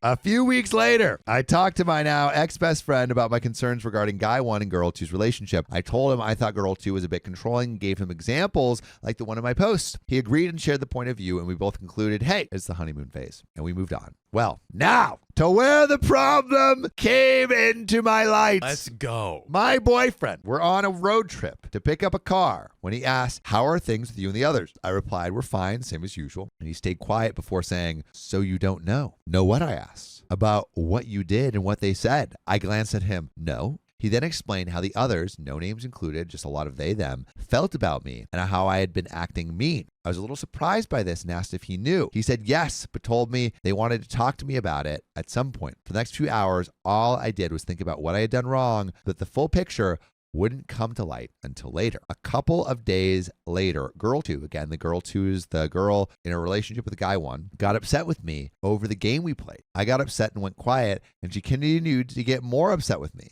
I left the call and ended up leaving the group on our game. They then asked why, and I said, no reason, because I didn't know how to explain after what my boyfriend had told me. Guy 1 reached out, the guy in the same relationship with the girl 2, asking the same thing, and I replied the same way. He asked, what's it become of girl 2? I said, no. Stop lying, he said. I then explained how I felt, and he said, well, do you know how they feel? No, I replied. Then explained how the others, again, no names, had noticed how I had been acting since he and girl 2 got together. He ended it by describing me as an attention seeker and saying I should get help. In this message, he did not explain what I had done wrong. I drove to my boyfriend crying, explained everything, and showed him the messages. My boyfriend then asked if I had any idea what I did. I replied I have zero idea what I did wrong, and no one is telling me. After calming down, he said I should send a message to people who I thought I might have upset to talk things out, and I did. Girl 2 replied, asking, I want to know what you think you did wrong and admit what you did wrong. I replied, I have no idea what I did wrong, and I don't want to apologize for something I don't know what I did because it wouldn't be true. She responded, it's right there. Read between the lines. I can't. I really don't see what I did wrong. Please tell me, and can I explain myself? She kept saying the same thing. Read between the lines. It's not that hard. Think hard. What do you think you did wrong? Getting angry. I left. Guy 1 came up for the holiday and said we would talk about it properly, and we did. We talked about what I did briefly and how he saw me as nothing but his best friend's girlfriend. Ooh, which hurt a lot because he had once described me as a little sister. I had always been there for him emotionally, and he then asked if I knew him. I replied with everything I knew, and he was surprised I knew so much about him. I got upset and wanted to walk away. After the holidays, girl 1 replied and in a nutshell said, I don't want to be your friend anymore. I blocked her because I didn't know how to respond, and my old best friend then explained that he didn't like how I spoke about his friends, so I blocked him too. So all of this, all the friends are getting blocked away. Dude, this is crazy. Girl 2 kept messaging me, and I read them, but knowing she was angry, I blocked her as well. Ooh. Oh. For the next few weeks, a friend and I talked about it. He reached out to girl 1 who explained everything to him. How I was unsupportive, controlling, two-faced, unhealthy for my boyfriend. The whole list of why OP is a horrible person and why you shouldn't be friends with her. My close friend then reached out to the group and asked for their side. What they told him was even more than what girl 1 had said. They accused me of using I've known them for 3 years and have been dating my boyfriend for 3 years as a flex. What I had actually said was there's a difference between a 3-year relationship and one just getting started. Each is very different from another. Each and every day is a learning experience. Not only are you learning what you like, but you're learning what she likes as a girlfriend. And girl 2 explained that I was unsupportive because I didn't congratulate the girls and only got excited for the boys. I explained at the time, yes, I was more excited for the boys because this was my best friend's first girlfriend, and guy 1 hadn't dated anyone in 5 years. I also didn't even know they were dating until the boys told me, and that my best friend told me not to tell anyone, including girl 1. Oh, man. Oh, brother. This just, gets... This is stair-stepping up just the levels of insanity. There's are just too many like, stairs. There's too many stairs. Wow. Important details. Important man. details. They said my hyperactiveness was just a cover to get on everyone's good side. I should be a great actor in that case. They also accused me of liking the boys even though I had a boyfriend. My proof of liking them, I once casually told the boys they looked good in a certain color. Meanwhile, when I saw my boyfriend walk out in a long black sleeve shirt rolled up the elbows showing his biceps and abs, I nearly passed out blushing. 3 years of dating and he still gets me simping. Just remembering it now, I'm a tomato. Another reason they thought I was unsupportive was that they were hurt I didn't congratulate them for dating the boys. Girl 2 also claimed she was hurt that I old 12 did the old 1-2 with the Stitch plush. The Stitch came back. Important. She and guy 1 gifted me saying it was abusive to punch the Stitch plush. What my best friend at the time forgot to mention was that on camera I immediately picked Stitch up, brushed him off, apologized, and placed him back beside me. Basically everything the girls said, I explained my side and stood my ground. Then my old best friend said something that upset me deeply. Tell me. He told me that the whole time he never saw me as a best friend, only as an online friend. Whoo! Block. My friend who had been helping me through all this remembered him calling me best friend multiple times. The way I described them made it feel like we were all close, but all of them denied it. We never saw her like that. She was just an online friend that was always there, acting like she cared. Started getting more upset. I explained how I genuinely thought I had found my lifelong friends, the people I would see at my wedding, the ones who would look after my kids, the people I would grow old with playing games in the same way, retirement home until we pass away from rage. But in the end, that was all one-sided. I built them on a pedestal too high when they looked down and never saw me. These friends suck. OP, I'm sorry you have to deal with that. Then my friends asked, did you know any of this before? I replied, when my boyfriend first mentioned how they felt, I had no idea what was happening or how they felt about me. That's when I found out they had made a group chat as far back as August last year because they didn't want to be part of my life anymore and didn't know how to approach me. During all this, my friend pointed out the irony. It's funny how they accused you of talking crap, but they are doing exactly the same. And as far as I can remember, you haven't said anything vile about them. By the way, if you want stories that are not just like this and are maybe more densely packed with action, but hey, we love a little gossip story every once in a while. Like some gossip? Just go to Spotify, Apple Podcasts, or your favorite podcast app and search OK Storytime. There's another relevant update that'll go blazing straight in. I don't want it to end. He also noted how unfair their accusations were. Admitted he felt bad about how things had ended. This could have been sorted out if we had just talked it out. Communication early and often. Instead of hiding things from each other, this is one big misunderstanding. He could see how hurt and betrayed I was. And honestly, that's exactly how I felt. Completely destroyed and heartbroken. So am I the a-hole for blocking friends over a problem that could have been sorted by talking things out? No, OP, you are not the a-hole. Preserve your own happiness. Give me an update right now. I need Bug ass. But what about the stairs? Bro, stairs. The stairs is the question. What happened with the stairs? Dude. That's important. Well, we never figured out what happened with the stairs. I'm tired of my best friend ghosting me, so I finally cut ties. Snip, snip. This is no longer Casper the friendly ghost. This is Casper the unfriended ghost. Ooh. I, female 32, have been no contact with my ex-best friend, female 32, Nikki, since the last time she traveled across continents to visit me. Part 1. A long backstory. Nikki and I met in our first year of university, 2008, and were casual friends for about 7 years. Our dormitories were next to each other. We had many mutual friends, and we generally had a positive connection. By the way, this comes from Playful for Video. And if you want to submit your own stories, go to r/OK Storytime subreddit. So, After we graduated, I relocated to the UK, and a few friends, including Nikki, moved to Australia. We lost contact for a while, but eventually reconnected. Over time, I became best friends with Nikki as I planned to move to Australia after spending 2 years in the UK. Relevant side story, my ex-boyfriend and I broke up after almost 10 years of dating, and I wanted to move far away to prevent us from getting back together. Since he planned to move to Sydney, I chose Melbourne. However, Oh, you said it like it. You said it the way that they say it. Melbourne. all right, Not Melbourne. disgusting. Melbourne. However, after arriving in Melbourne, he decided to tour for a bit before heading to Sydney, but then chose to stay in Melbourne instead. Because of this, I had to give up months of planning and move to Sydney. Fortunately, Nikki lived in Sydney, so I stayed with her. After a week, I returned to Melbourne because I had already planned my life there and generally preferred it. During my time in Sydney, Nikki and I had an amazing time catching up on our lives. I admired, respected, and cherished her deeply. She was selfless and giving, and I truly believe she deserved the best in life. Naturally, I wanted to give her as much love and support as possible. Our friendship made my life better, and she gave me confidence, especially after my breakup. This is where the fairy tale friendship ended. After a year and a half, Nikki suddenly ghosted me without any explanation. I was completely lost because we spoke multiple times daily about everything. We made video calls for hours, helped each other pick outfits for dates or special events, and talked about work, family, friends, and life. We even gossiped freely because we were each other's safe space. My other close friend, Indy, female 35, and I tried to brainstorm what could have happened, but there were no signs of resentment or conflict. Nikki only maintained enough contact for me to know she was safe. I couldn't figure out what I had done wrong, and I hated how lost I felt. The situation made me wonder if I was someone who deserved to be abandoned, though I never voiced that thought to anyone. After 3 weeks, she finally called me while I was at work. I cared about Nikki so much that I asked for emergency leave to take her call. I tried to sound casual, but internally I was so relieved to hear from her. She told me she felt uncomfortable with our friendship because she believed the kind of bond we shared should be reserved for a romantic partner, and she didn't see me that way. What? That's an interesting twist. Whoa. What? She's like, I think we're actually She's too cool that yeah. I want to date you now, so Yeah. we can't. We I gotta can't. ghost you. It's a twist. It's a twist. Yeah. That's insane. That's a really crazy take on friendship.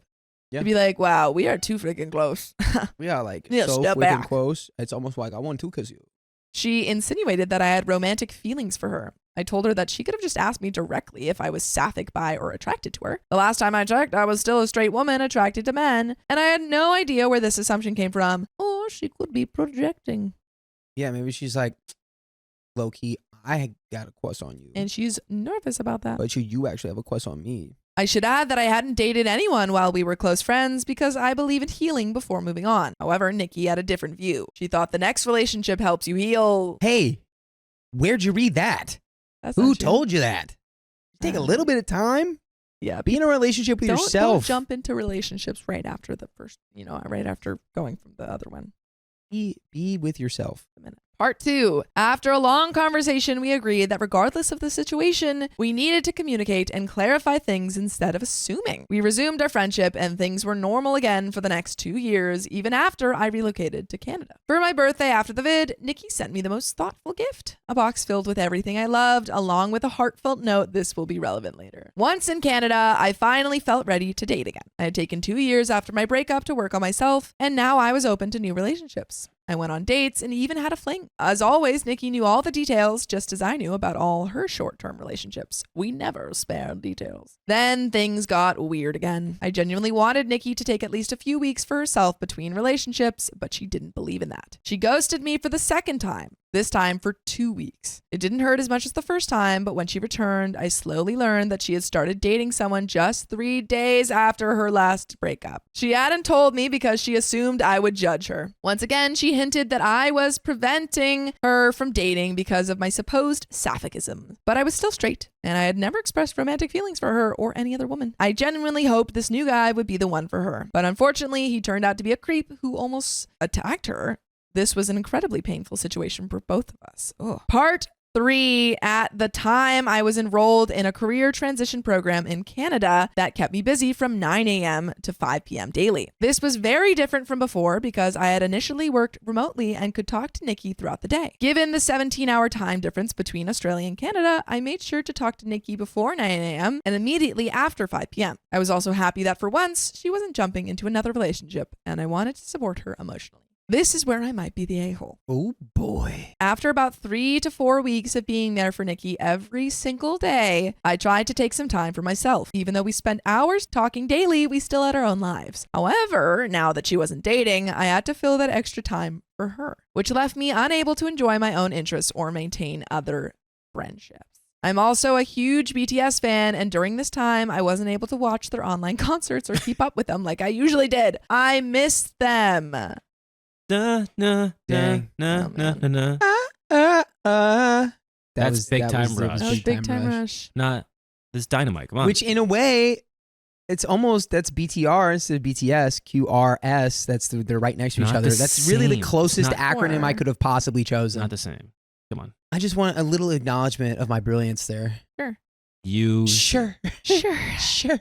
Big Time Rush to BTS? No. One day, while talking to Nikki, I decided to watch some BTS music videos at the same time. This was normal for us. We often did things together on the phone, like watching movies. I truly thought it would be fine. But Nikki wanted my undivided attention. I really wanted to catch up on BTS, but I knew telling her that would upset her.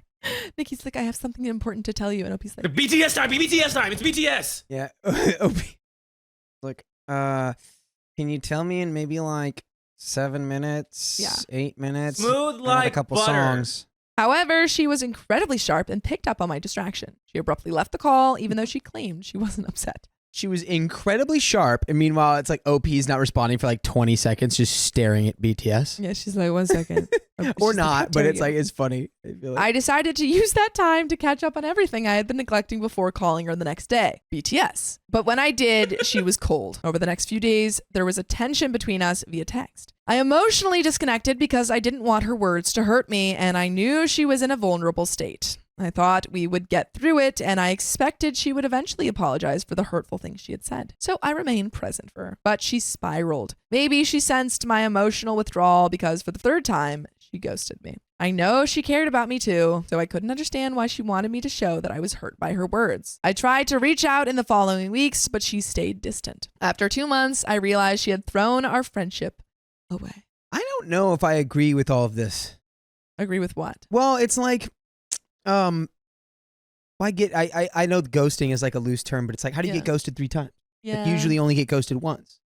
If Keeps there's going communication maintained in between there, sure, there could be like a level of like withdrawal or like, you know, like you feel like a barrier has been put up, but in terms of like ghosting, I think it's ghosting because I think that like any long stretch where you're expecting where communication goes from normal to, and then it changes drastically, I think that is a type of ghosting. I think there are levels to ghosting, in my opinion.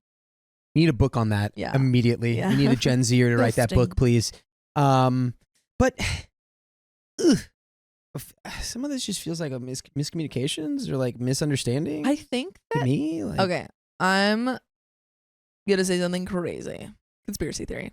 Oh! I think that OP's friend is experiencing like she is I think she's actually into OP and she's like putting all of this emphasis on the relationship and it's like incredibly important to her, but she's not willing to accept herself, and so she's like going into all these relationships like one after another because she's like, I'm straight, I'm a straight woman, no, there's nothing else here, but she's actually in love with OP, and that's why everything is like really hitting her. I like this conspiracy. Thank you. I think it's a good one. Thanks. But let's get into this. Coming to terms with the fact that there was nothing I could do to fix it hurt just as much as the end of my 10-year relationship. And there is a part 4. So let's get into it. Let's go. Fast forward to 10 months later. My mom passed away in September of 2021. Oh, this was the worst thing that had ever happened in my life, so my brain automatically went to I need Nikki mode. I called her several times, but she didn't pick up. She called me the next day after seeing posts on social media, and even though I was sad that she ignored me all this time, I was so happy and felt safe to express my pain because she was the only one who could understand. Unfortunately, Nikki told me she had also lost her mom 2 weeks prior. And I was dumbfounded for 2 reasons. First, because I was sorry she was in as much pain as I was. And secondly, I was heartbroken that she didn't think of me as someone she could have leaned on. These 2 emotions have led us to where we are now, because even though I still love her, we have not been friends since our moms passed 3 years ago. We haven't actually been friends for 4 years since she ghosted me for the 3rd time. I came to Reddit because after our moms passed, she suddenly wanted to rekindle our friendship. It is a fact that she also knows the value of us being in each other's lives, and any sane person would miss that. But no matter how hard she tried to get closer, I couldn't bring myself to be friends with her again. You know, you don't owe her that. No, You but tried. it feels like part of that might be mixed up in like the grief that Absolutely. they went through, like when they lost their mothers. I mean, yeah, OP's that make experiencing sense? probably the grief of losing her mother, but then also the probably reliving the grief of losing her friend. But she which said, still, like, I yeah. don't understand how you get ghosted 3 times, and it's like they also were in communication about their moms like Yeah. passing within 2 weeks of each other. It's like it feels like there was a comment here where it's like it almost feels like they're expecting each other to be able to read their minds, Absolutely. and it's like somebody just needs to like be like, hey, what's up? Direct communication. We need sometimes clear, when you are- direct communication here. I think sometimes when you are so close for so long, you do expect that kind of like mind reading thing, and then you're like, well, unbelievable. They did that to me, and they didn't even freaking like it. Yeah, I think it happens a lot in really, really close friendships, and it does take communication to fix that. And it's easy to not communicate about it. A few weeks after we lost our moms, she began dating a friend who consoled her and was going to get married 3 months after. Woo! I may be wrong about this timeline. Nikki wanted me to become her old bestie again and be excited for our friendship and the wedding, but I couldn't. We had not been friends, and when we reconnected, I was mourning. We mourned differently, and my way to cope was being isolated. I quit my remote job and became withdrawn. I eventually got another job to take me away from my home for months on end because I was always scared at home alone and started having panic attacks and nightmares. I threw myself into work and mourned my mom's death for 2 years with my family because my single mom was at the center of everything for us. I did not communicate with most friends for about a year and lost a lot of friends because I was busy mourning for a long time. Therefore, becoming besties and supporting a wedding was not on my mind, especially because we were no longer friends for 10 months before our moms passed away. And the final straw was in June 2023. I kept thinking about Nikki and went through the box that she had given me for my birthday in 2020. I read the note and cried a little because I missed her. I decided to send her a message. We had not talked since December of 2021 by this point, chatted briefly between September to December. Nikki was elated to receive my message. She told me she thought a lot about sending me a message too because she was coming to visit Canada in 2 weeks. Excellent timing because I had started integrating back into society. First of all, talking to Nikki always makes me feel like everything in my life is stable and fine, and I was overwhelmed with emotion. But hearing that she was coming to Canada made me so excited that I could have flown into the sky.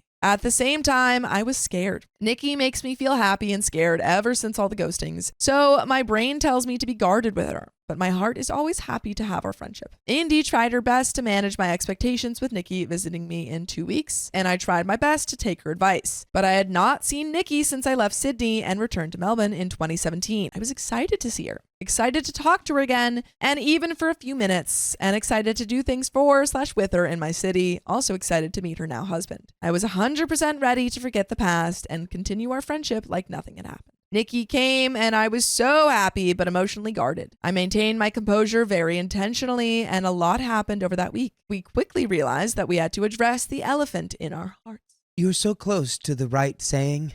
The elephant in our hearts. The elephant in the room is the elephant in our heart. Is it an elephant in my heart? And that Gotta get elephant checked. has to fart. That's why. So her husband encouraged her to spend a whole day with me in my house. The summary of the day was that we had so much fun with stories until I noticed Nikki briefly and subtly looking down on me for the way I lived my life. She was always the more ambitious one between us. I am also very ambitious. I lost a lot of drive after my mom passed away. I'm not struggling in any way, and I have everything I need to live comfortably and above the average income earners since I'm not a big spender. I closed up a little after this, but when we eventually got to the topic of all the ghostings and abandonment, we concluded that I am sensitive to being abandoned and find it difficult to get back after someone gives me the feeling. So I became guarded and emotionally disconnected. We also realized that Nikki was a person who was comfortable giving love, but had a difficult time receiving it. Lastly, I realized that I value Nikki too much to not give her all the love I think she deserves, but for us to be friends, I would need to learn to stop. There would be no need for our friendship if I could not love my friend, and it breaks my heart to realize that such a magnificent person puts a cap on the love she gets to receive. We mutually agreed to part ways, but I knew I would respond if she said hi or eventually reach out to her again. So I decided to remove her from all my social media and delete her contact. Whoa. This is an intense friendship breakup. Yeah, but I mean, like, wait, I feel like we were right there. Yeah, what happened? We were having the communication. What happened? We were having the communication. We were there. What happened? And then you were like, actually, And I think for reasons in my own head, I'm just going to like completely cut her off. Because I can't love her, right? But you know who can love you, right? Me. Us. Yeah. And you can listen to full episodes of stories just like this. Just go to Spotify, Apple Podcasts, or iHeartRadio to get your lovin' in and search up OK Storytime. But there is a little bit left to the story. But do you have any final thoughts? I don't like this. Yeah. OP, I think you just like, I don't know. Maybe OP was just really scared. Maybe OP's trying to rationalize in their own head like why they did that. But it's like, it doesn't feel like the move that needed to be made at that moment. I feel like you guys were right there. Yeah, I feel like we were having the things and we were having the talks. And then Nikki realized that she puts a cap on the love that she can receive. And it could have been like, okay, you know what? We figured it out. Yeah, I understand your nature better. But instead it was like, all right, well, I guess I'll never speak to you. I understand your nature and I gotta go. Bye. I know she would relocate to Canada in 2025, and I keep wondering about this because if she chooses to stay in my city, we could potentially meet up again, and I have no strength to resist being friends with her again, but I don't want to get hurt. What would I do when she arrives in a few months? I have no idea. So am I the a-hole for going no contact with her after all this, even though I still love her, but don't want to get hurt? And that is the end of that story. My ex-friend ghosted us, and now he's posting shade online. You're going to post our private feelings online? Shady ghost.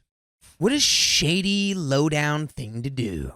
So, at the time of the event, I, 20, had started uni a year or so ago, and I had become a part of one of the most absolutely amazing friend groups. We are a small group of people who all study linguistics and have a bunch of trauma issues and are all very weird in our own way, but we support each other through everything. They have helped me see just how much my past friends and treated me poorly and how I deserve so much better. By the way, this comes from user Arrow Ace Dragon. And if you want to submit your own stories, go to the r/OK Storytime subreddit. So, for some background, I have had issues with friends in the past, including but not limited to being told to stop displaying when I had emotions, but that's a different story. I am a recovering people pleaser, CPP, so you can imagine how this led to some toxic friendships. Thankfully, since then, I have taken the time to really learn to be comfortable with myself. And then I got this wonderful group of friends who have helped me be a better person. And I've gotten more hugs in the past 2 years than I have in my entire life. Oh my God, what? That made me smile. And they are absolutely wonderful people. Anyway, when I first started to become a part of this friend group, there was this one guy who I'll call Steve. Steve has always kind of rubbed me the wrong way for a variety of reasons. Mostly it was just little things here and there. First, there was the occasional comment about me clearly not knowing something because he's 10 years older than me and obviously so much smarter. I will get into the whole 10-year-older situation later. Then there was the occasional comments about how I don't know who I am and just need to take time to figure it out for sure. For context, I am assigned female at birth and was recently figuring out I am autistic and gender diverse. He didn't seem to fully believe that I could be autistic because obviously women can't be autistic. And clearly I was a woman because he didn't really see me as existing. What? Which, also so annoying because also autistic women have so much trouble being diagnosed because there's like very little research on autism in women. Really? Yes. Very little. That's why it's super hard for women to get diagnosed. Maybe those women just don't exist like Steve says. They just don't exist. Maybe Steve is onto something. Maybe they're just not real. He's like, actually, they're not freaking real. They live in the space between spaces, the plane between planes. I hope he's like, you know what? Like, we need to give like rights to. He's like, I actually don't believe that they exist. I don't think they're real. Yeah. So this leads me to the next type of comment, which were underhanded, misogynistic comments. Women weren't real to him. No way! Sorry, what? Wow, you actually called it. There's no way he really said that, right? That's impossible. Supposedly. That's what it is. Let's see. How How does he does keep he doing back this? this up? How does he back this up? Women your argument. weren't real to him. He preferred male professors to female professors, etc. No explanation on him not thinking women are real, but he had been friends for a long time with a lot of my new friends, so I just kind of tried to ignore it. I thought they were good friends with him, and I didn't want to affect their relationship with him. I will admit I was a bit cold to him and kept my distance and worked extremely hard to not be left alone in a room with him, so I didn't have to face the brunt of his comments. And then the event happened. The day of the event, the sky was clear. Not actually, it was raining again. And the air was hopeful. It was almost finals week. The horror. But I was actually having an okay day, hanging out with some of my friends, and we were all chatting like usual. Unfortunately, Steve was there, which made my okay day turn into a really not so okay day. I was mostly ignoring him, like usual. Then this horror of a man made a comment along the lines of, We're about to find out. Here we go. Here we Here we go, everyone. Hold your horses. Hold. Wait, whoa. Okay, I'm there. Quote, I don't really see women as being real because I don't like women and don't make friends with women, except Abby, of course. Abby is another one of our friends. Oh, so he's Now, a there's baby. no way that was being real. So no, there's no way that's he's real. a baby Right? No. because he's got object permanence. What do you mean? Because he's Who's not Steve? friends. Yeah, he's got like he has no object permanence. I really feel like this is like a sarcastic comment, like being like misinterpreted. Because Or he has no to object be like, permanence. I don't think women are real because I don't even like women and I'm not friends with them, except for my friend Abby. Like, come on. That'd be like if I was like, I really can't stand women. I don't even think they're real. I refuse to acknowledge their existence, except for Sophia. She's lovely. She's wonderful.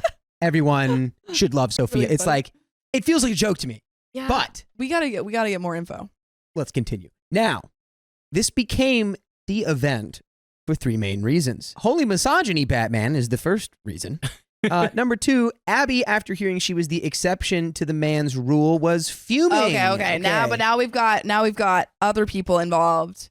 Clearly, it doesn't sound like a joke. Also, our other friend, who I'll call Lily, who is very much a woman and an absolute gem of a human being, was in the room when he said this. Dang. Lily had walked to and from classes with this man and had been friendly and had so many conversations with this man, and she considered him a friend, but apparently she wasn't real. Lily looked like she was near tears when she processed what this misogynistic chihuahua had just said. There also is a fourth friend there who I will call Henry. Henry just went off on Steve about his misogynistic comments. Me and Lily sat in awe at hearing at him tearing Steve a new one. After being told off, Steve got all huffy and said, well, I guess I'm not wanted here. And then he stormed off. As my mom put it when I retold this to her, good, let the trash take itself out. She also pointed out that the fact he was attracted to the same gender actually meant that he was even more misogynistic for not seeing women as people. Oh. The layer of the lasagna. Because it meant he saw women as only being for men, Ugh. aka men's attraction, and because he isn't attracted to women, he doesn't see them as people, which are his exact word. Mom is very smart. After the event, Steve stopped coming to uni events as much on his own accord and stopped hanging out with our group of friends. I did not miss him. Good riddance. The few times I saw him, I was cordial but cold. Anyway, the event was honestly ages ago, like maybe a year, and I had completely forgotten about Steve. My life was better without him. Then a few weeks ago, Lily messaged me like, have you seen what Steve posted? I was like, no. And she sent a screenshot of the post she saw, and holy vague posting. It was basically a pic of this specimen of a man, head tilted to the side, staring mournfully into the distance, hair ruffled up into a mess, with the caption, sometimes you get excommunicated from a linguistics community that is obsessed with labeling and being autistic/going nonverbal, even though that isn't a thing because they want clout. Just me. This type of person is exhausting. This is the type of person that thinks that, oh, I'm like, I don't have a filter. I can say whatever I want. You know, I don't try. Like, I'm not PC. You know, I like to say whatever I want. Like, no one can tell me what to say. And then people are like, oh yeah, you can say whatever you want, and we're not gonna be friends with you. And then they're like, oh, you can't do that. You can't say that. oh, you can't. Yeah, You I can't say say that. anything. You're not allowed to be upset. Yeah. I'm allowed I to do thought whatever this I was want. America. Oh, I'm sorry. I thought this was America. Like, yeah, you can say whatever you want, and people can react however they For want. literally the entire history of the country, freedom of speech has been freedom of speech, not freedom of consequence. Yes, exactly. let's continue. So, 2 things here. Excommunicated? The second point is, what clout are you talking about? So this man is a full-grown man, graduated from university and everything, vague posting about how we were terrible friends for excommunicating him from our group like a 14-year-old teenage boy after getting his ego hurt almost a year ago. Now, I feel like this is an important time to note that in our group, we are all pretty much between the ages of 18 and 26. The fact that this 31-year-old man felt the need and desire to be hanging out with us is weird as F, as my mom so clearly pointed out when I complained about this situation with her, which made me wonder if the people his age just saw through his BS faster than we did, but I don't know, and that's probably true. Our friend group has been talking about this ever since it happened and being like, did you tell him to stop going to uni events? What about you? And realizing none of us did anything. He just kind of stopped coming because he was mad he got called out for being a misogynist. Right after it happened, the only thing I could think of was, how are you not embarrassed? And there is an update. How are you not embarrassed? Disgusting. Update, y'all, he posted again. Shocking. So, I am here sharing more of the tea because this is a 31-year-old man acting like a whiny high schooler, and it is embarrassing. Like I said, cringe posting. On to the post. So, this morning I woke up to Lily, who is justifiably personally angry at this wet cat of a man, sending a screenshot. The screenshot was of a post by the man that said the following, clarifying, I was once part of a cool community of people who loved linguistics. Then they decided they'd rather act like a high school clique, talking about people behind their backs, becoming obsessed with non-scientific self-identities and excluding others. It's sad and hypocritical, but I am so glad to be done with all of that drama. Smiley face. I love grad school and my cohort, as well as the people who really know and care about me. I honestly feel like I'm going crazy. I am reviewing all of the things I've said to this man, seeing if anything I said was petty or rude or disrespectful, and reviewing what the rest of my friends have said, and I just can't find anything. There isn't anything. Why don't think you have to review everything? You don't have to like explicitly be like, and now you are banished from the group to banish somebody from a group. It's like just your vibe becoming like, you can do it.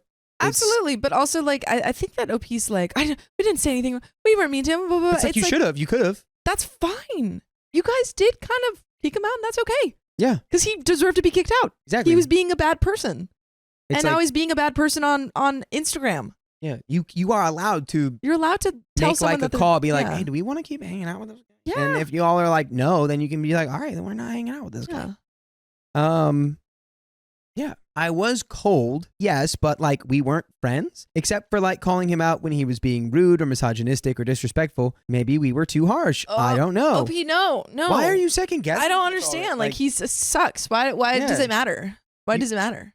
Yeah, I don't know. Anyway, Lily is currently planning a response. No. And honestly, I can't wait. No.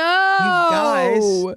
Stop. This is a great blueprint on what not to do in this situation. The train is heading for the tracks. Remember when your mom said the trash took itself out? You have gone to the dump and you are dragging the trash back to your house. Why? Don't do that. I don't understand why you would block him. Stop talking to him. He's looking for a reaction. This is what he wants. You're playing his mind game. But it's also what OP wants. Yeah, well, I mean, OP goes, honestly, I can't wait. Yeah, no, this is what OP wants, and that's girl. Sometimes we like drama. Girl. She's going to sacrifice herself. No, you can't. There must be another way. Lily is the kind of person who is kind and waits and is patient and then snaps. And I can tell that she has snapped, and I'm just waiting with popcorn to see what her response is. For now, here's what Abby said about him. No one excommunicated him. No one said you aren't welcome anymore. He decided that he's not going to hang out with us anymore, and that's his decision, and it's fine. But what isn't fine is playing the victim and saying that it's because of all these reasons that you don't fit in, and that these things don't exist just because you don't believe that they do. Chef's kiss. I love my friends so much. By the way, you can love all of the full episodes with stories like this. And you can listen to them by going to your podcast platform of choice, be it iHeartRadio or Spotify or Apple Podcasts, and searching OK Storytime. And there are 52 consecutive days worth of stories for you to listen to. True. There's almost 1,300 hours. We're getting there. We're over 1,200. We're getting to 13. Now we have a little bit more story. There's a final update here. It seems like they're on the collision course to send that text. know if I'm leaning towards everyone sucks here. I don't think it's that. It's far. not everyone sucks here. It's just everyone is. It's nobody really is drama. Yeah, everyone's dramatic here. Everyone's dramatic. Everyone's here. dramatic. Yeah. He was dramatic when he was like, "I guess I'm not wanted here." After being like, "Yeah, all women are trash." It's like the girl who's like, "All men are trash," and it's like to some extent, it's like, "All right, we've heard that. We've heard it enough." Yeah. It's like you say it, you say it, you say it again, and it's like, "Hey, but they're not." It's like you've met some trash men. Holy mother of updates, Batman. Okay, first of all, I talked to a friend who wasn't involved in any of this, and I feel a lot less crazy now. After I read it out to her, she noted how many of us were just out of high school, so it would have been understandable if we, I don't know, acted like high schoolers. He is 31. He should find people his own age. Anyway, now on to the fun part. My friend Lily posted a response, and let me just tell you, I am sitting here obsessed with the response. I got her permission to post it here because it's pure gold. She rarely swears. She is typically kind and quiet and just an overall lovely human being, and she is pissed. The white is what he posted. The other colors are Lily's response. Okay, sometimes you get excommunicated from not right. So that's all what he said. We've already read that. They just want clout, blah blah blah, and then clarification. And then so let me. Oh my God, this is just so a little much. Bit. There's so reason much. he left was that someone told him that he shouldn't say that women don't exist in his mind. And can you bring it up a little bit? And yes, this was after he told that to my face. After I considered him my friend. And then imagine not acting your age and posting and complaining about something instead of talking it out with the other party after months of no communication with them. This man is 31 and is the one acting like a high schooler and not facing his problems. I can't imagine being so petty and pushing the blame on others of a failed friendship is the best thing you can come with. I mean, sure, I don't know. We didn't even need to say any of that. Just block the man and move on. My sister ruined my wedding, so I blocked her. Blocked. This all started when my sister Ashley was diagnosed with severe autism and ADHD around the age of 2. It was normal, just a lot of temper tantrums, but at the age of 5, she finally learned that she can do anything she wants without consequences. That's true, isn't it, Dakota? I'm pretty sure that checks out. By the way, this comes from Dramatic Hamster, and if you want to submit your own stories, go to the r/OKStorytime subreddit. So whenever I had something she didn't have, my parents would always either get her the same thing or I had to give it to her. I always tried to argue back, but my parents always said that I was being unfair and to be nice to my sister because of her condition. In some occasions, she would even run into my room and brag about how mom was taking her to the store or got a new toy that I didn't have. Yeah, because she's 5. She's 5 years old. That's a 5-year-old. It's a time to learn to not do that, though, too. I was pretty fed up with this, so I decided to save up my allowance money for a lock for my door so I could get some privacy. After my sister tried one of her attempts to barge into my room and realized that she couldn't open it, she started to complain to my parents about it. I tried explaining to my parents how she can't keep barging into my room. My parents argued back, saying how I'm being selfish and how I should just let her do it because of her condition. Ooh. I couldn't win against them and had to remove the lock. So I don't... What? Yeah. These parents are terrible. I'm already putting that out there. Yeah, First they just of don't all, know how to handle it, I think. It's just a little uninformed, perhaps. Yeah, but it's not even, what's funny is that my indicator is not even coming from the fact that they're just like sort of being like, oh, let your sister do whatever she wants because of her condition. Yeah. It's the fact that OP bought a lock at like 8 years old for their door. Yeah, that's what I was installed it, and the parents had no idea. That's what I was thinking. I'm like, and it confirms in the next sentence, just like she's literally 8 years old and now 9. That like, it's just this 8-year-old screwing in a lock onto their door. Yeah, like I don't know. That's pretty crazy to me. I don't know how you get. Yeah, a don't very know. Independent 8-year-old. Yeah. Fast forward a few months, I had just turned 9 and I wanted to go to a local arcade with all my friends. But of course, my sister was complaining about how she couldn't choose where my party was. Thankfully, my parents didn't let her choose. When we got to the arcade, it was fine until we went back into the party room. I was horrified. Apparently, my parents left my sister in the room for a few minutes to go get me and my friends. When we came back, the cake was all over the floor and most of the presents were torn open or destroyed. I was trying to hold back my tears while my sister had a big grin on her face. My dad had to bring her home. However, like all things she did, she got away with it. My mom was telling me she can't help it. It wasn't her fault. The only thing you can do right now is to deal with it. I broke down into tears after hearing what she said and stormed out of the room. Fast forward a few weeks, I had barely been talking to my parents. Every chance I got, I would avoid them. Thankfully, my parents let me install the lock back on my door herself as a 9-year-old after Ashley went into my room while I was changing. Ever since Ashley got into first grade, she has constantly been asking for help with her homework, and by help, I mean playing games while I have to do it. My parents are always busy during work, so they force me to help her. One day, Ashley's teacher assigned her a class project. The project was to make your favorite fast food restaurant from cereal boxes. She decided not to do anything until the last day before it was due. That was my move in elementary school. I mean, that's the story for every yeah. student, correct? Yeah. Almost every student. That Like, was- Mom, I need to go to the store. Yeah. I need to get a poster board. My mom was always like, why didn't you tell me this earlier? I don't know. When's Yeah. it due, honey? Tomorrow. Yeah, tomorrow. Can you help me do it? That's the move. Yeah.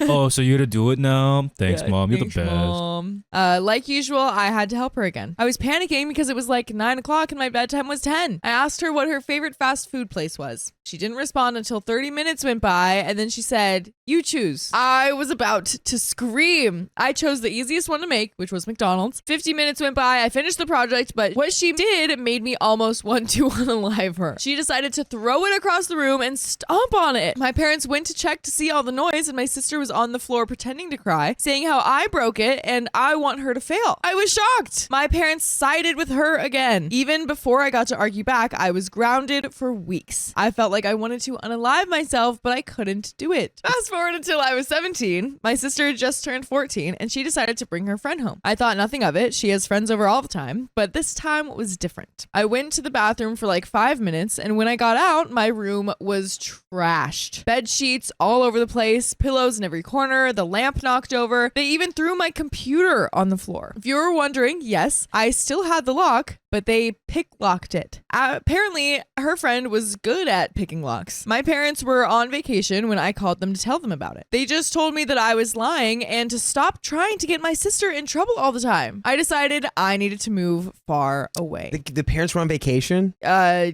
Yeah. So it's like these are like the like chronically absentee, like Yeah. non-existent, doesn't do anything to actually parent the kid's parents. Oh, this is hard to read. I spent all junior and senior year working hard to get a scholarship. Fast forward a year later, I had my graduation. My parents and grandparents were all there except for my sister. My parents came up with the excuse of how she was sick and couldn't go, but they used that excuse so many times that I couldn't even care anymore. Graduation was really fun. My friends and I hosted an after party at my house. My sister was nowhere in sight. My parents said that she was sick, but wasn't even at home, or so I thought. Or so I thought. Probably an hour later, we went to my room to hang out, only to see my sister with her friends eating all over my bed. I saw crushed up chips all over the floor. I had enough. When my parents saw this, they were furious. They grounded my sister for a full month, and her friends were never allowed over. I was glad, but I was more glad to get away from there. Wow, okay, finally they're punishing her for something. Yeah, a little late there.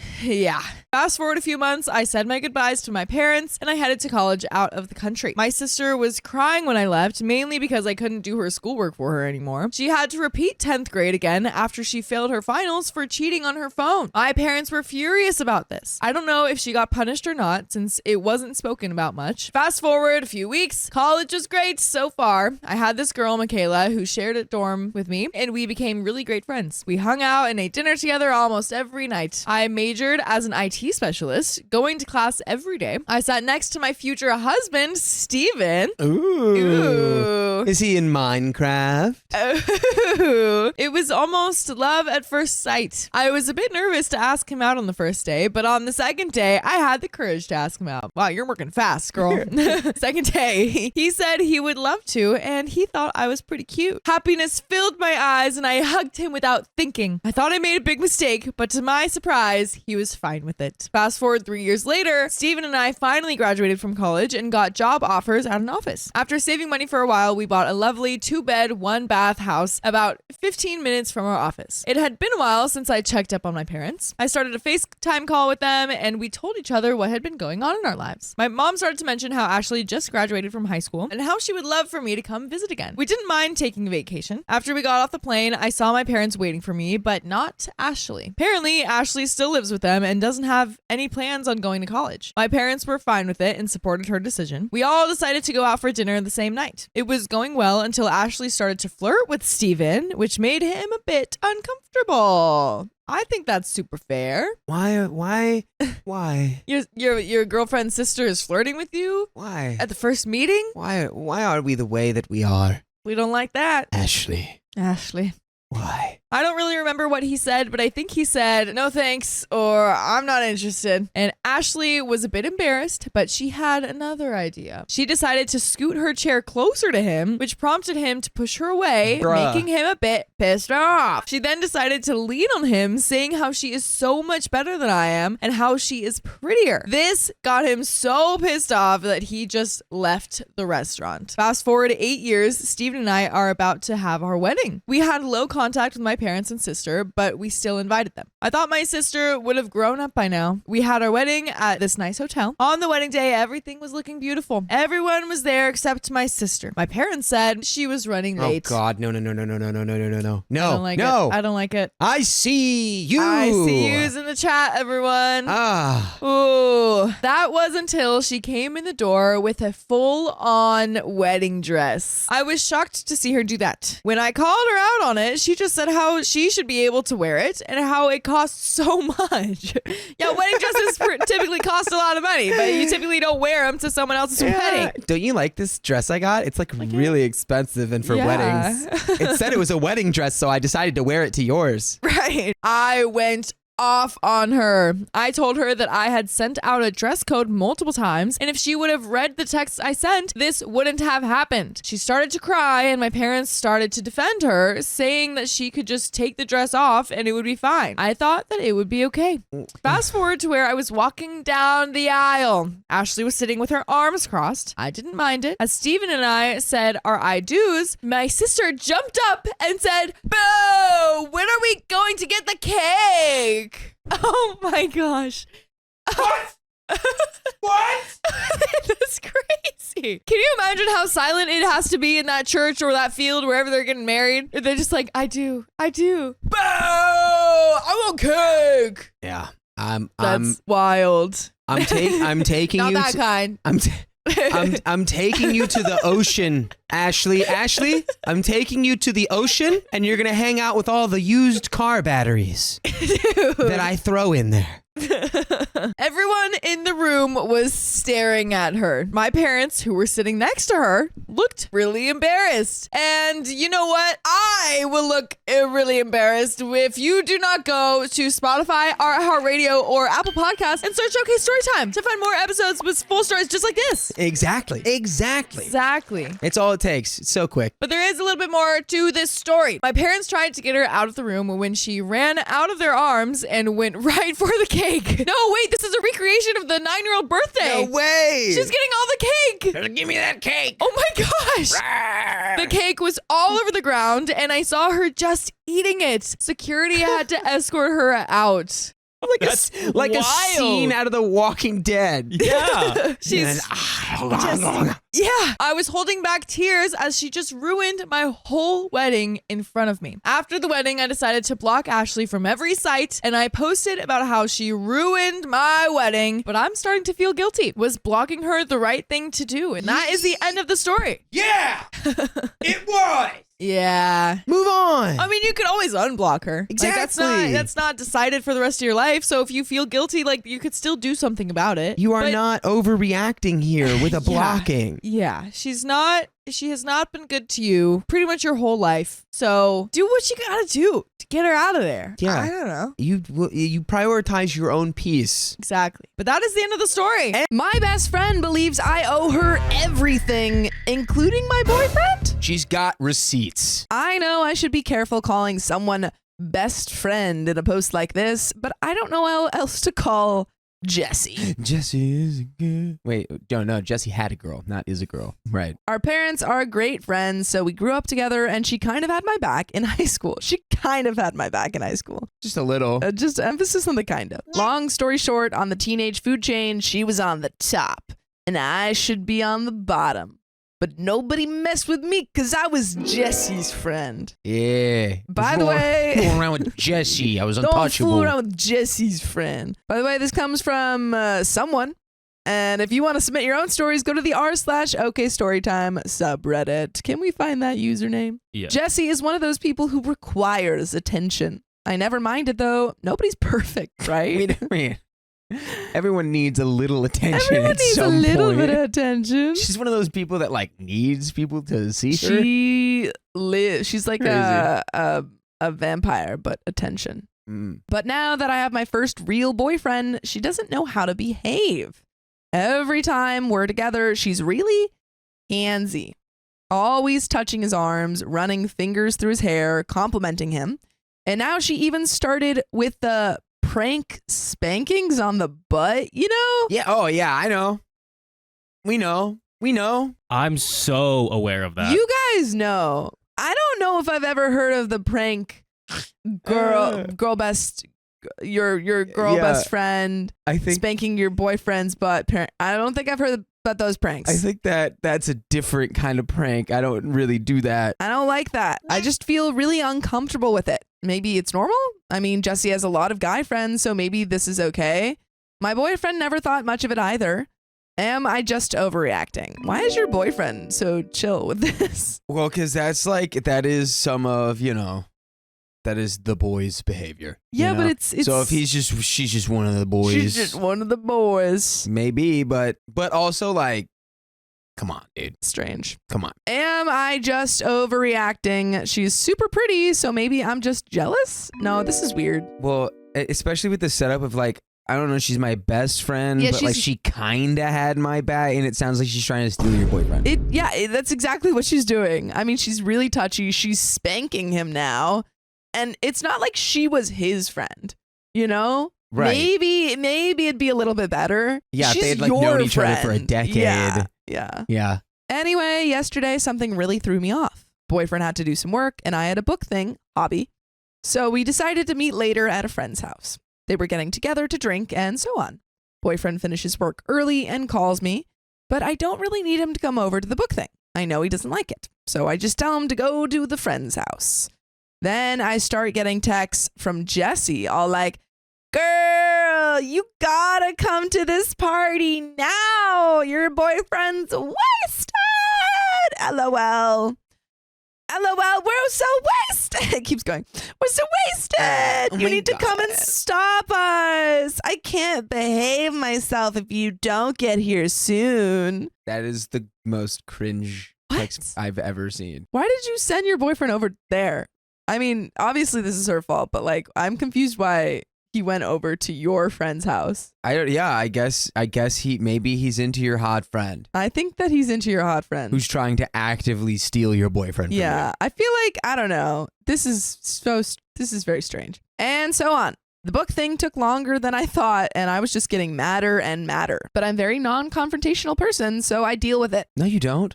You just get mad. By definition, you don't deal with it. I think they deal with it internally. Yeah, they're just like, I'm fine with this. She let kind the of had my burn. back. I call boyfriend when it's over because I don't feel like going to this party anymore, but I was his ride. So I ask him if he needs me to come pick him up. He says, sure. I get there and don't even go inside. I am ready to release the hounds of heck on him, but he gets in my car and he is stone cold sober. I ask him if he was drinking and then show him Jessica's texts. He gets super upset and says she was lying.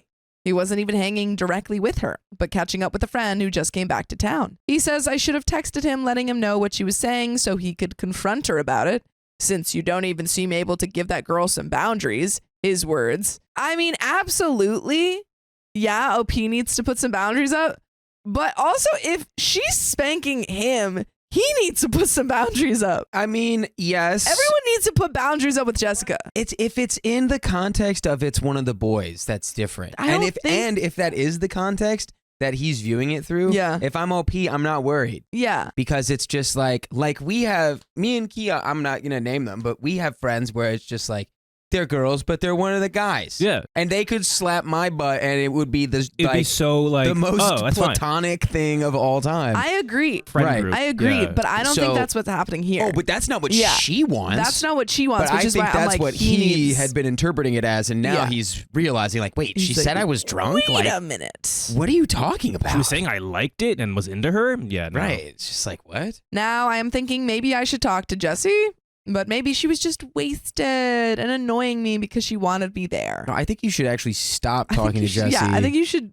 point blank get her out of your life. Right. I don't know. I mean, this girl was really nice to me growing up when she could have been a witch. Hold on. What does that even mean? Hold on. What is that? Hold on. One, now we're putting really nice. That's not what you said at the beginning. You said she kind of had your back. And the options were either she could have been nice to you or she could have bullied you. Right. That's not great. It's not. Did she bully other people?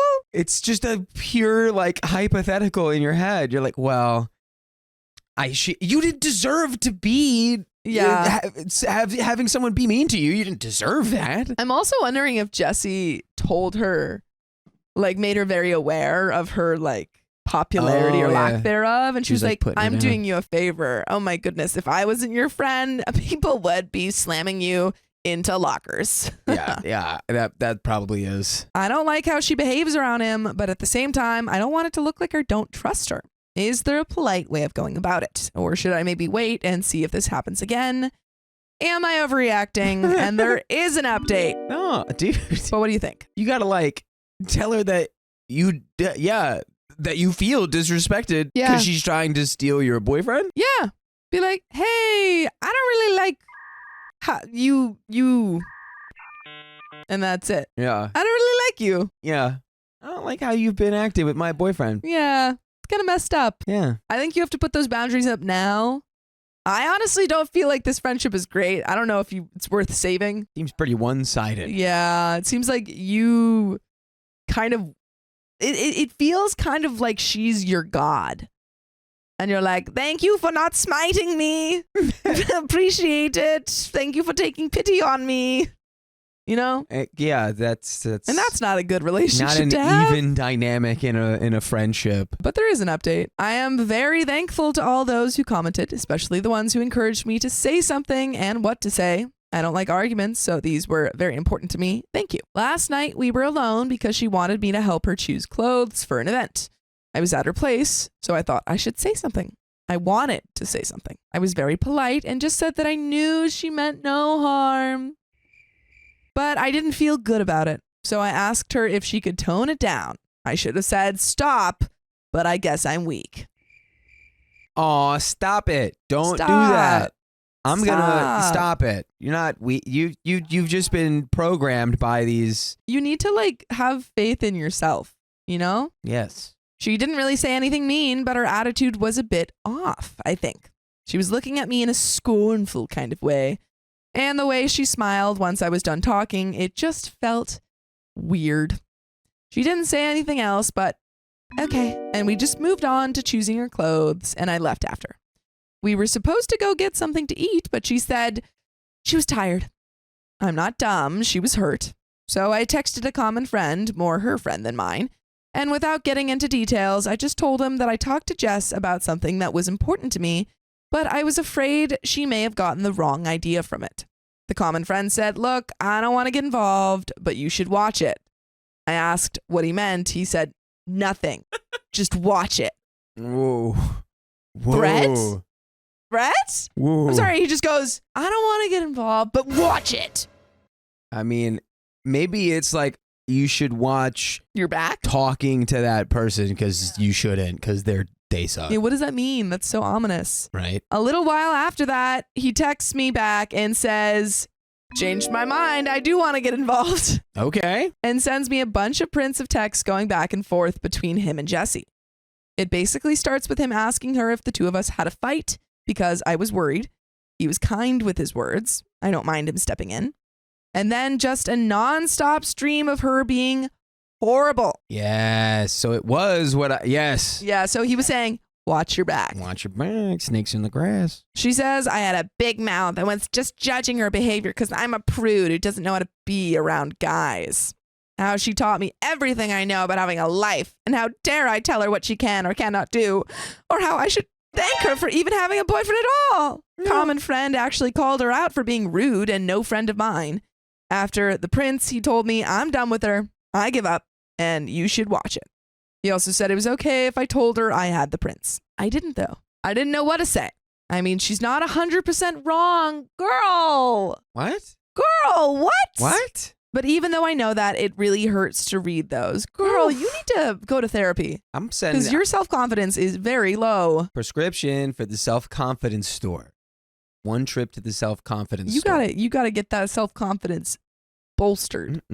This morning, I wake up and see she texted me late at night. She says she knows Pete sent me the prince and she didn't mean to be rude, but it's ridiculous that I'm jealous of her because if she wanted my boyfriend, she could just have him. Wow. You want me to prove it? Wow. So you didn't even text her, but she found out that you know, and then texted you about it, being like, I can't even believe that you're upset about this, which she doesn't even know. Yeah. Because you haven't said anything. So I'm being silly and should just drop it, is what she meant. She ends it with kisses and a joke. Yeah. I would stop. I would stop being friends with this person. He says, so I don't know if she was being playful, apologizing, threatening, or being pragmatical. Pragmatical. I didn't answer her yet. Girl, she's being threatening. She's threatening you. She said, do you want to see me take your boyfriend? She literally said that. She's like, you shouldn't even be jealous. Why would you even be jealous? Because I can just have him right now. I'll do it. I'll prove it. That's already dumb logic. That's crazy. But I wish I could talk to someone about this, but I am very private. I usually go to Jesse with these things. Help. And oh Lord, you might have seen the next line, but oh Lord, wowee, there's an update. I bet you it's all good. Oh boy, OP, you need to leave this group of people. Get out of there. Get out of there, move countries, start over. Find a new support system because you don't have support here. Do we have ages? Well, it's post high school. I can check. Because OP met Jesse in high school and now is like working. Yeah. So she's at least somewhere in her 20s. Yeah. 24. 24. OP is 24. Jesse's 24. And sorely lacking in self-confidence. And boyfriend is 26. Okay. Boyfriend is 26. Probably because you've been hanging out with Jesse. You gotta get out of there. Get out of there. Get out of there. It's true. Like, you are not going to get anything in life if you think that you don't deserve anything. Yeah. Or if you think that you deserve nothing.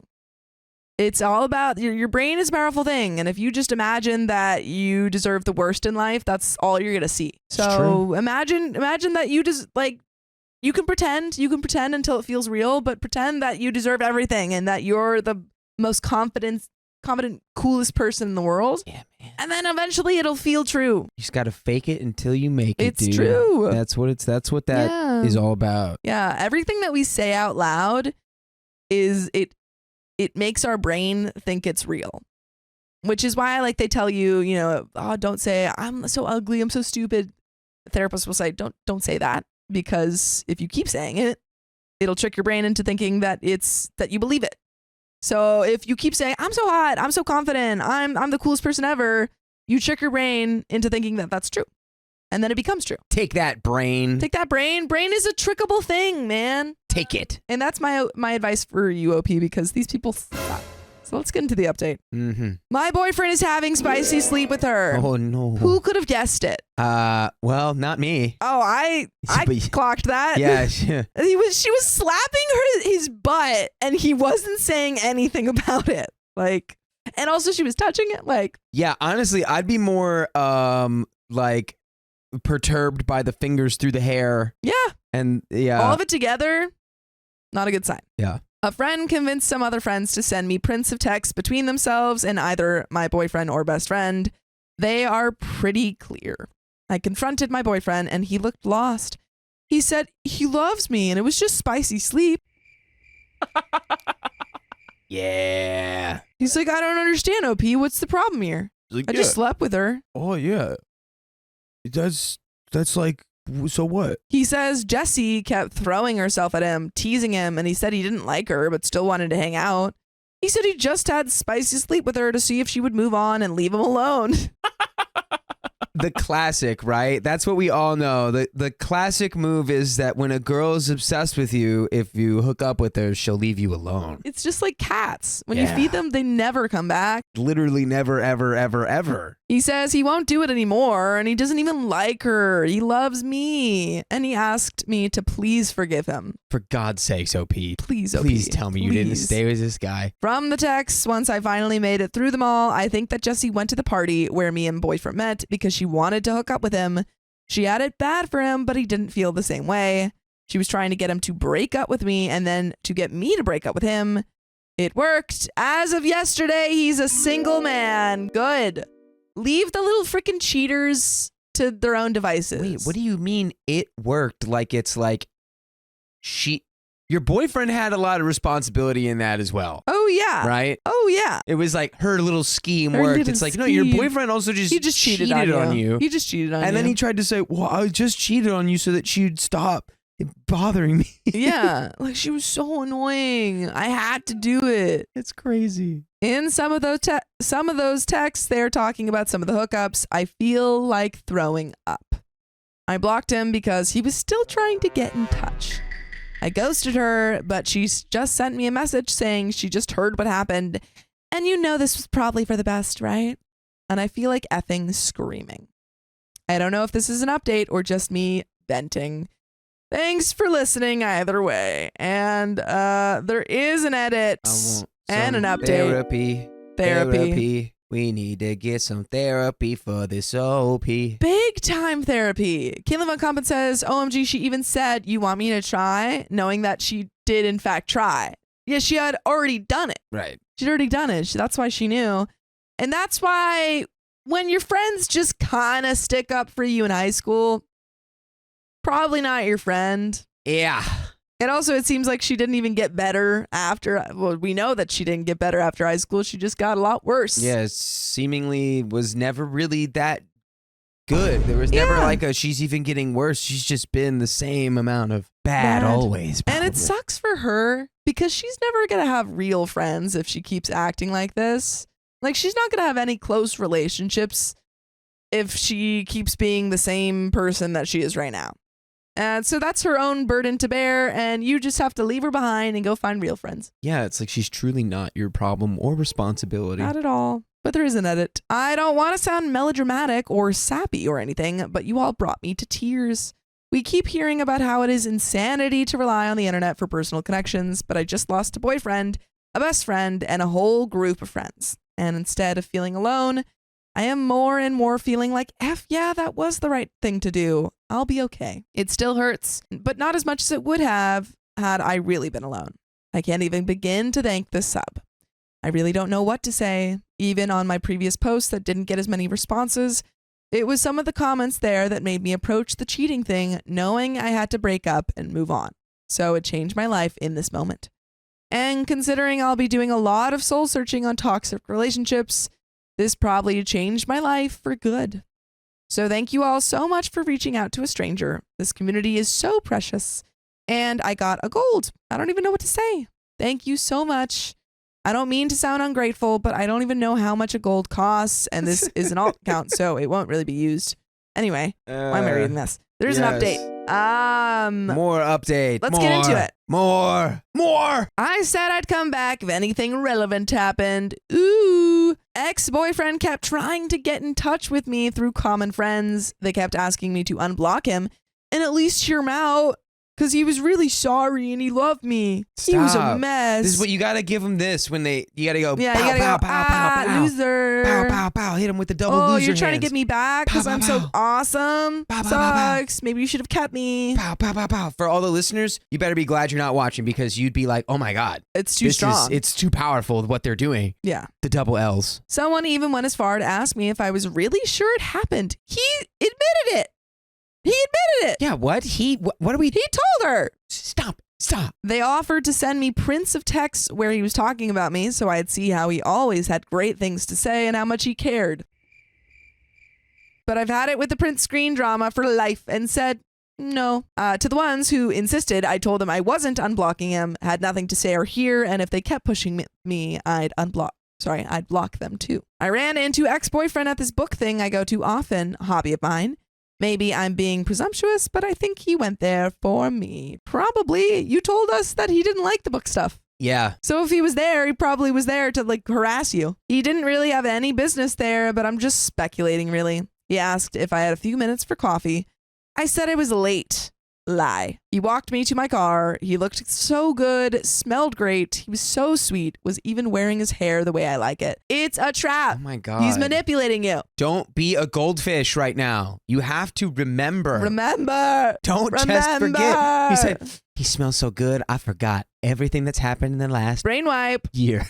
I felt horrible because even after everything, I still like him. I mean, it doesn't just go away. He apologized some more, said he knew I needed time and space, but asked if I'd consider giving him another chance because he would wait for me. Said he would never talk to Jesse again and would act like they had restraining orders against each other.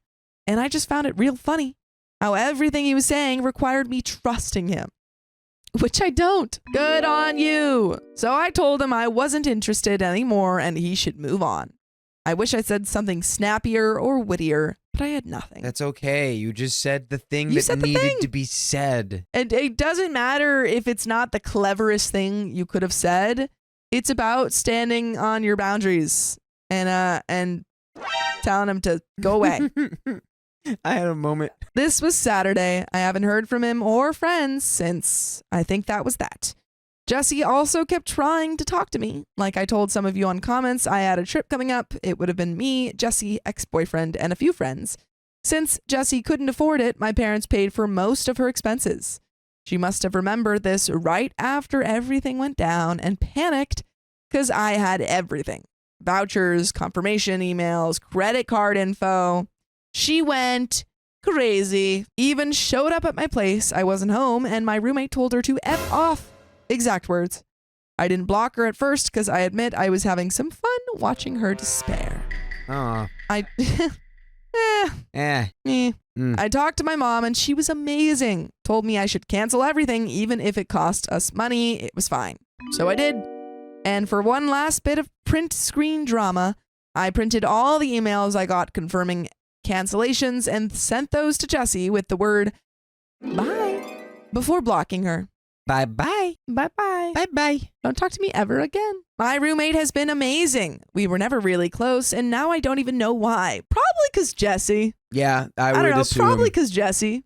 Jesse. She canceled plans with her friends to stay with me and invited me to go out with them next weekend. I mean, yeah, if you were hanging out with Jesse often and your roommate is cool, she probably saw Jesse and was like, I don't want to be anywhere near that. Agreed. A few of you suggested I see a therapist, and I did yesterday. Wow, Congrats. that's fast. I really liked it. It was just one appointment, and I mostly just talked, but it felt good. She gave me homework. She talked a little about unhealthy and harmful relationships and asked me to think about my friendship with Jesse and try to point out what was healthy and what was unhealthy about it.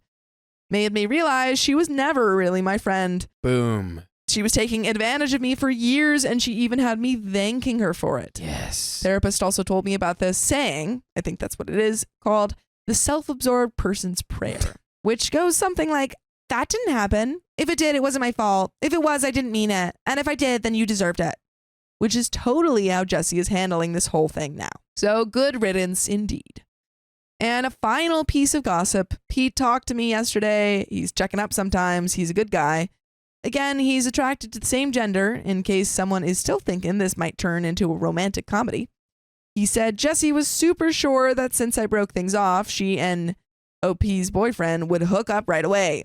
But apparently he doesn't have the same plans, and that freaked her out over the weekend. Sucks to suck. Ooh, yeah, sucks to suck. Big sucks to suck. Pete says he's really a mess and went out drinking hard 4 nights in a row to the point he has to be carried home by his pals.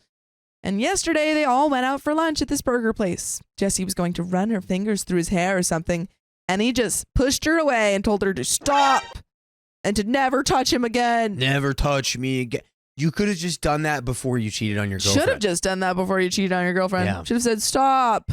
I don't like that. For anyone out there considering cheating on their partner to get another person to ignore them, don't do that. Just tell the person you want to ignore you to leave you alone forever. Yeah. Easy. 3 simple steps. You go to them, say, hey, stop, leave me alone, and then you walk away. Yeah, and then you have a great rest of your life. That's the 3rd step. Great that now he manages to do that, huh? I guess in the end, he really did like me in his sick way. No. He just didn't like her.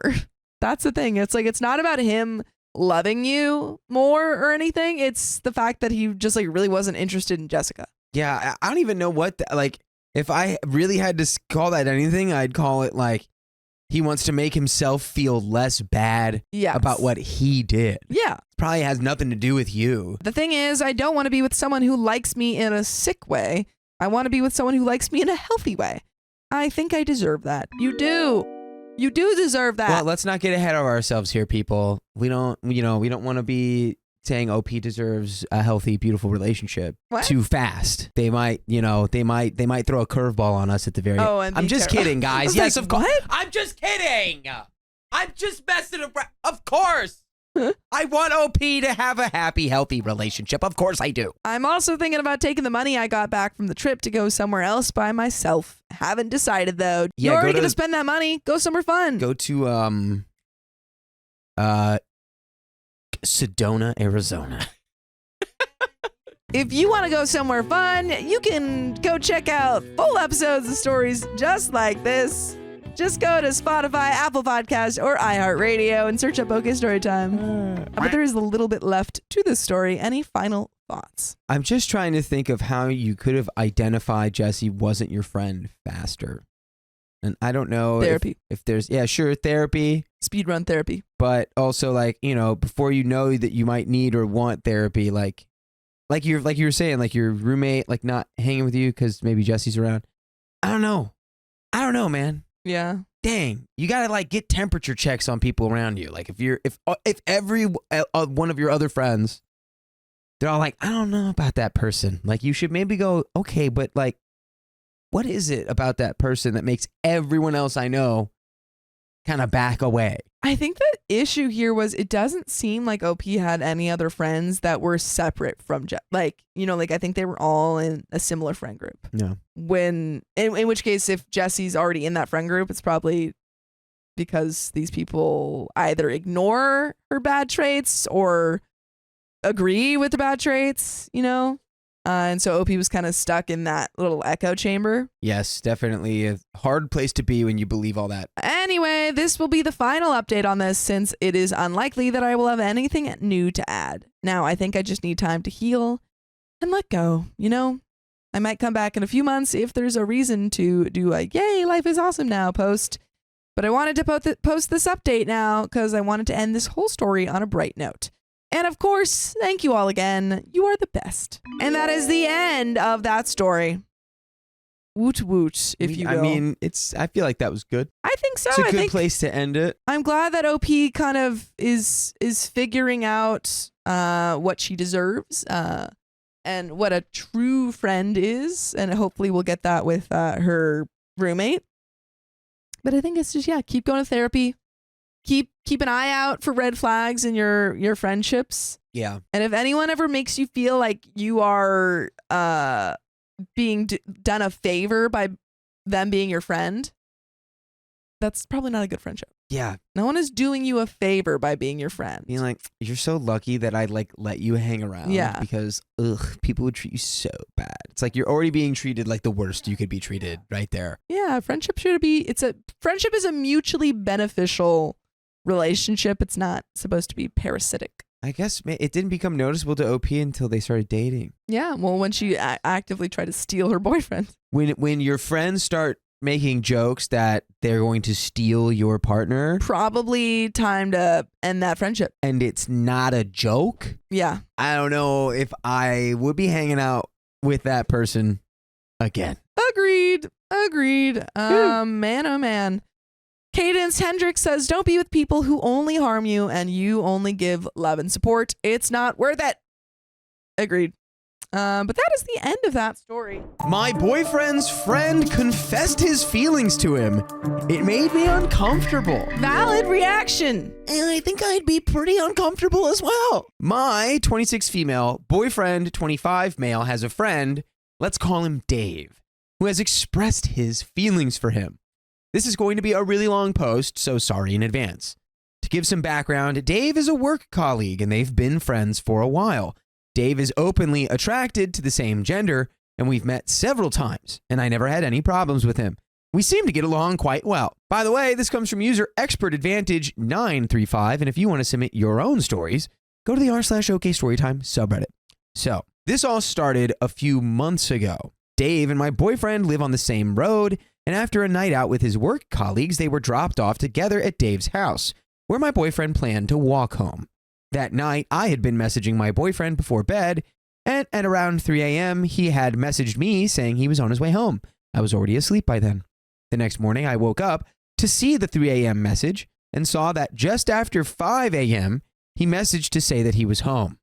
I found this a little odd since the place he was going home from was about 30 minutes away, though I thought maybe he just forgot to reply. When he woke up, I asked him about his night and how late he got home.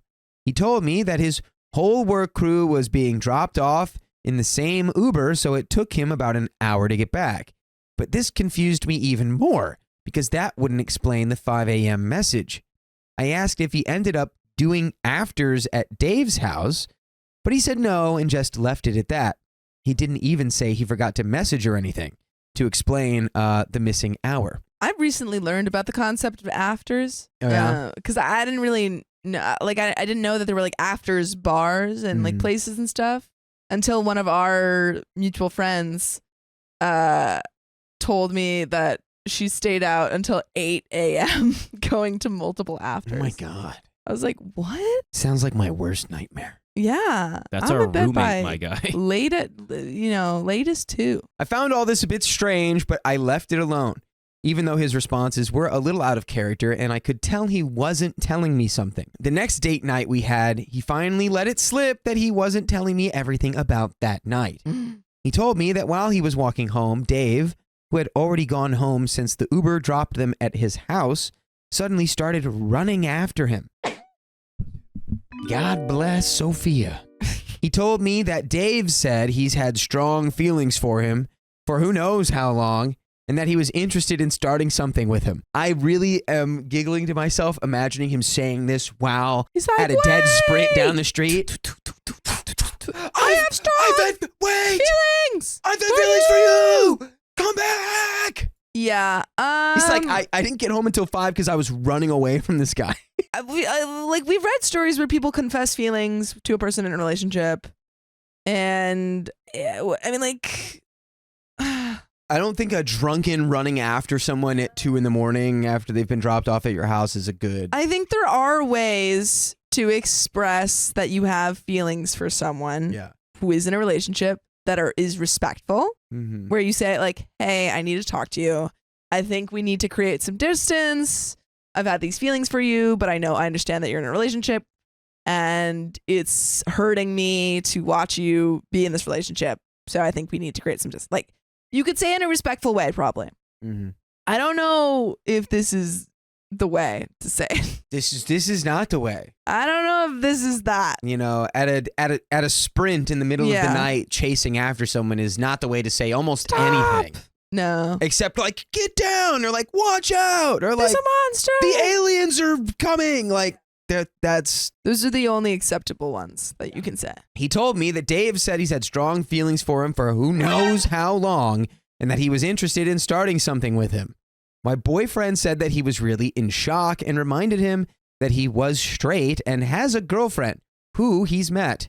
Dave asked if any part of him would be interested in trying anything, and my boyfriend said no. I wasn't extremely annoyed by this story, other than being a bit bothered that he tried to proposition him that night, but I asked him why he wouldn't just tell me that this happened, rather than keeping it a secret for a few days.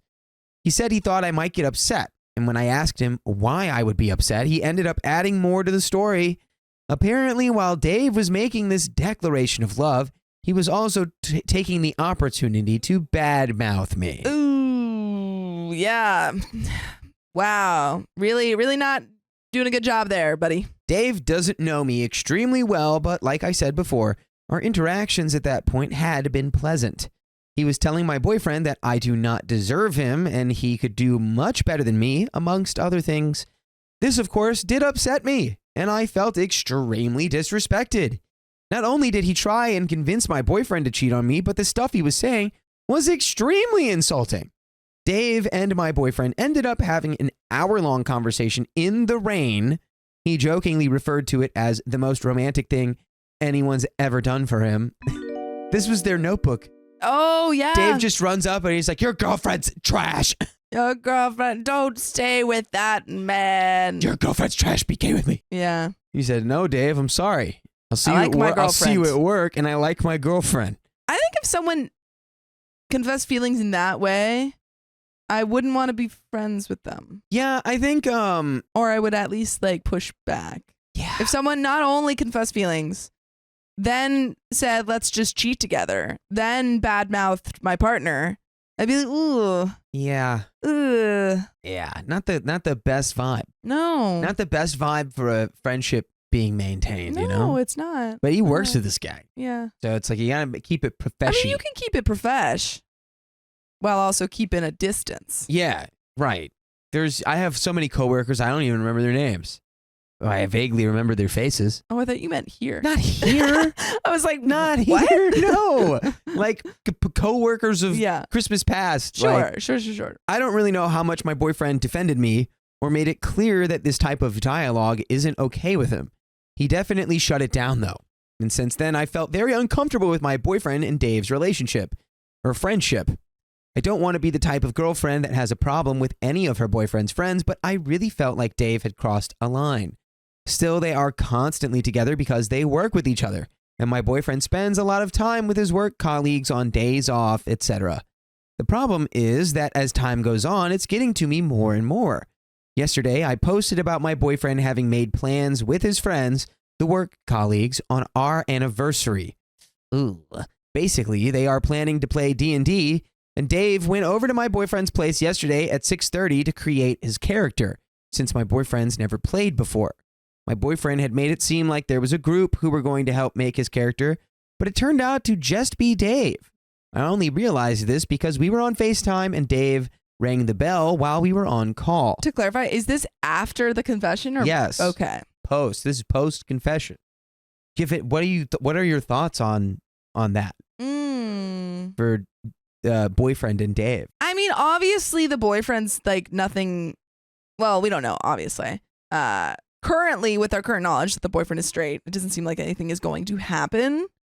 However, I think if I were in this situation, I would create at least some distance. Like I'd want to hang out more in group sessions for a certain amount of time. Yeah, probably not like a one-on-one, like making your D&D character. Yeah. I'm also concerned that it's on your anniversary, and Oh, she's I missed not that. playing. It's on It's the on anniversary. their anniversary? And I don't think OP is invited to play. Oh. So this could have been a thing where it's like Dave is helping OP and boyfriend make their characters. No, this is but just she's literally Dave. being excluded on their anniversary. And the thing is, this is no longer like all the blame's on Dave. The boyfriend chose to do that. That is not an emergency. That can be done any day. Well, I do wonder, because OP's saying how over time this whole situation with Dave has been making her more and more uncomfortable. Yeah. But if you haven't said that, Yeah, you then gotta your say partner it. doesn't know. So you have to express that you've become uncomfortable. Absolutely. It is a red flag that your boyfriend didn't know without you telling him that he shouldn't be hanging out with another person on your anniversary. That's crazy. Is like, you can't be making Yeah. plans to play D&D on our anniversary. Wild. Because he had abruptly hung up the phone on me, he told me he would call me back later when Dave left and made it seem like he wouldn't be long. Well, it gets to midnight and my boyfriend still didn't call. I messaged to ask whether he was free yet, and he said that Dave's still there and they're having some drinks, which is, you should, whatever, Okay, now I'm kind of getting the vibe that maybe the boyfriend is like a little bit bi or bi-curious or something. But if he is straight, kind of rude to Dave. You know, like Dave kind of sucks because of how he approached this whole situation. But if you know someone likes you and like apparently has liked you for a very long time, and then after that confession, you start hanging out with them more one-on-one on your partner and yours anniversary, that makes signals. I don't think it's on their anniversary yet. Okay. Yesterday. Well, I mean, still, even just hanging out one-on-one this is it's still this is for the D&D session that's planned to happen on their anniversary, which is crazy. Okay. So it's not their anniversary yet. So it's but not like their still. anniversary yet. Yeah. But you know, I think there's like a weird little dance that you can do where it's like sometimes if this kind of situation happens, it's like you can provide space. But like in the context of we're going to be working together, it's like it's kind of unavoidable then. Sure. So then maybe the technique is like, all right, well, instead of providing space, let's just like try to go back to normalcy like as fast as possible so that it doesn't become like a weird gap thing where it's like now the energy's off because you confessed that thing and I needed my space. And it's like, instead of, you know, he's just like, I literally don't even care because I'm just not into you and you're Dave and you're my friend. You had a crush on me, whatever. It's not happening. So he's trying let's just to be really friends. pump the normalcy. Yeah, he's just into like the friendship. or it could be, or maybe he's bi-curious. But it's like there's so many. You know, there's not necessarily one way to go about this kind of complex. That's someone fair. confessed their feelings to you, and you work with them. Don't play D&D on your anniversary, you doofus. Don't do that. Unless your Don't do that. girlfriend's involved. Yeah, in involve which your case, girlfriend. do that. You goofball. Come on. Because I had work, I ended up just going to bed and said we would call tomorrow, which is today. And today we called. My boyfriend told me that he is extremely hungover and that Dave stayed until about 4 a.m. last night. I asked him what happened since it wasn't meant to be a big night, and he said they were initially drinking beers, but then moved to margaritas and lost track of time. This is not the way that you approach trying to become friends again. Buddy, that's a line from in the City. This is like, if he is a straight man, then this is just kind of cruel. Yeah, if it he's doesn't not, sound then like he's Dave cheating. is trying to reset. No, like not at all. 4 a.m. margaritas. We thought we were drinking beer. We just lost track of time once the margaritas got broken out. And they're doing this alone. Wait, was this how many people are in this D&D session? Just them? Well, at the no, this was anniversary, it's character just planning. them. This was just Oh. character It's character planning. planning, but it's one-on-one. Oh, whoa. I don't, yeah. Which, I mean, like, usually if this is your DM, like, that is a thing that happens. Like, you do have one-on-one character planning. Sometimes. But I wouldn't do that with Dave. This is getting more and more sus. Every sentence, it's getting more sus. So I asked what they were doing all that time, literally 9.5 hours. He said that it took them 3 hours to make his D&D character. And after that, Dave asked him to teach him how to DJ because my boyfriend makes music and DJs. It didn't say anything further than just asking him what happened last night, and he'll be seeing Dave again tonight for the D&D thing. And then they did the ghost thing, but with DJs. What do you mean? You know the movie Ghost? Oh, yeah, they were doing But they were Patrick doing that with- Swayze Ghost. With DJs. yes. With the turned, you know? And then, what? Yeah, Oh, now you can see me playing with the trash can and the wide shot. yes. Now you can see what she's doing with her I'm feet like, all this the time is in my me peripheral vision. all the time. Yes. This entire situation has seriously bothered me. Call me insecure, but I'm not comfortable with my boyfriend spending one-on-one alone time all night with anyone who has expressed deep feelings for him, let alone someone who completely disrespected me in order to try and convince my boyfriend to get with him. Ooh, that's something I didn't even think about, the bad mouthing. Yeah, no, that's Ooh, what I I've didn't been even think thinking. about no, that. that's what I've been saying. That's why I'm like, all of this closeness is really weird when this guy has been bad mouthing your partner. Yeah, that is super weird. Like, it doesn't even seem like he kind of set any boundaries there. And again, if he's straight, then Dave's just thinking, oh, well, he doesn't care.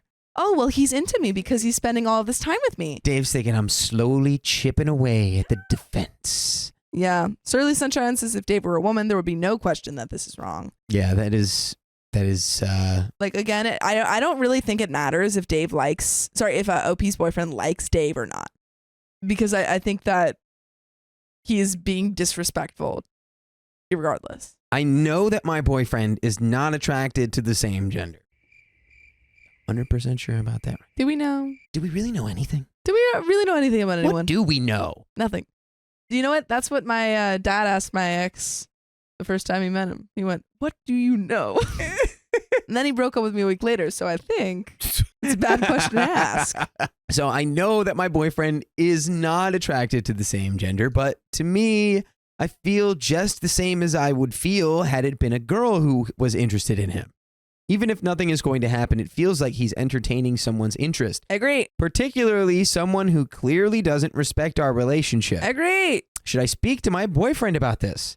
What would I even say? You would say, "Hey, dude, you're spending a lot of time with Dave, who badmouthed me and confessed his feelings to you. And I think that you're sending him mixed signals. And you're also sending me mixed signals. Well, I think I'm just like super straight and I like playing D&D. But Dave doesn't know that. Dave thinks you like him now because you're spending 9 hours with him drinking margs. Spicy margs. I don't know. I think I set things pretty straight when I told him to stop slam dunking you every time he talked about you to me. And did you and actually? That I was straight. But that, once the margaritas came out, and I'll admit, it got a little squiggly. It got a little squiggly. when the spicy margs come out, things get a little spicy. I lost track of time. 4 a.m. before I knew it. Okay, so here's the update, right? Update time. My boyfriend called me immediately after he got home from the D&D game, which is on their anniversary, by the way. Right. Yeah. And I just got straight into it with him. By the time he got home, I was already stewing after reading everyone's perspectives on the situation, and I think I shocked him with how forceful I was from the get-go. We've not really had arguments like that before. I started by saying I'm uncomfortable with the fact that Dave stayed over until 4 a.m., one-on-one with him, and they got wasted. He seemed surprised and completely oblivious that it would bother me to this level, and he asked me to explain why I was feeling this way. I told him that it's totally unacceptable that he and Dave spent basically the whole night together when Dave has actively tried to sleep with him and disrespected me and our relationship in the process. I told him that he needs to have boundaries with Dave given all that's happened. His response to this was that Dave said these things a couple of months ago, and that he doesn't think Dave still fancies him like that or ever really did. He basically said that Dave was super wasted when he made his admission, but it wasn't that serious, especially since he's not attracted to the same gender or curious and doesn't reciprocate Dave's feelings at all. I told him that whether he took it seriously or not, the whole situation was serious to me and that I feel extremely disrespected by both of them. Now, OP has finally said exactly how she's feeling. Good. So at this point, now we're going to find out if boyfriend's making the cool guy move. Yeah. Or the not so cool guy move. Or the mean stinky boy move. The MSB. Mean move. Stinky boy. I told him if this was a girl who admitted her feelings for him and they stayed up together one-on-one until 4 a.m., I would immediately think something sketchy's going on because you don't entertain someone like that when you're in a relationship. Just because Dave is a boy, that doesn't make it okay, and he should still have the same boundaries he would for a girl who says she's into him, propositions him, and talks crap about me. He didn't really agree with this argument because he said it's different. In that scenario, there is a chance of attraction or spicy related activity. But with Dave, there is not. I told him that in any situation with anyone, there's that chance, regardless if he considers himself straight. How am I meant to trust that things wouldn't happen when Dave has already expressed his desire to have this spicy sleep with him, and they were very wasted and alone together? I think if you're not gay, you know it. Yeah. And if you are gay, you know it. So if your boyfriend is like, because it is different. It's like if it was a girl and he's straight, then it's like, well, yeah, I could end up doing something with her because that is a thing that could happen. Yeah. But with Dave, it's like, I'm not gay. That's just not. But it's more to me, I would have hit more on like, I think this it was guy's the wrong openly argument. disrespecting me. I think it was the wrong argument. Yeah. I think that OP was trying to get the same result, but just using the wrong argument here. The argument, I think, should have been, he talked bad about me. Yeah. Actively about wants us. about us, our relationship. Yeah. he actively wants to sleep with you. It's a principle thing, not the fact that it's like, It's not like, oh, I I don't know know- if I can trust you. It's Yeah. No, like I know I can trust you because we're in a relationship, and if I couldn't, then I wouldn't be in a relationship with you. I don't like Dave. Right. I don't like how he treats me, like how he talks about me, how he talks about us. And if you keep, it's just you're sending him a message, whether it's that you're interested. Not saying that he is, but like whether it's you're interested or you're okay with him talking bad about us. You're sending that message You're by kind of hanging signing out with off him. on it. You're like, yeah, I'll let you get away with that. Unless you sit him down and you're like, hey, you cannot Yeah. be saying disparaging stuff about my relationship and my girlfriend Yeah. at all. And Lady Morgan says, I think human sexuality is a little bit more fluid than that. Yeah, I don't think that you always necessarily know right away. Like there are situations where people will figure it out. But I think in this situation, I think this was the incorrect argument for her to make. I think she could have said, it's disrespectful and you are sending him the wrong message right now. Regardless of what you think about the situation, it's what he thinks about the situation. Right.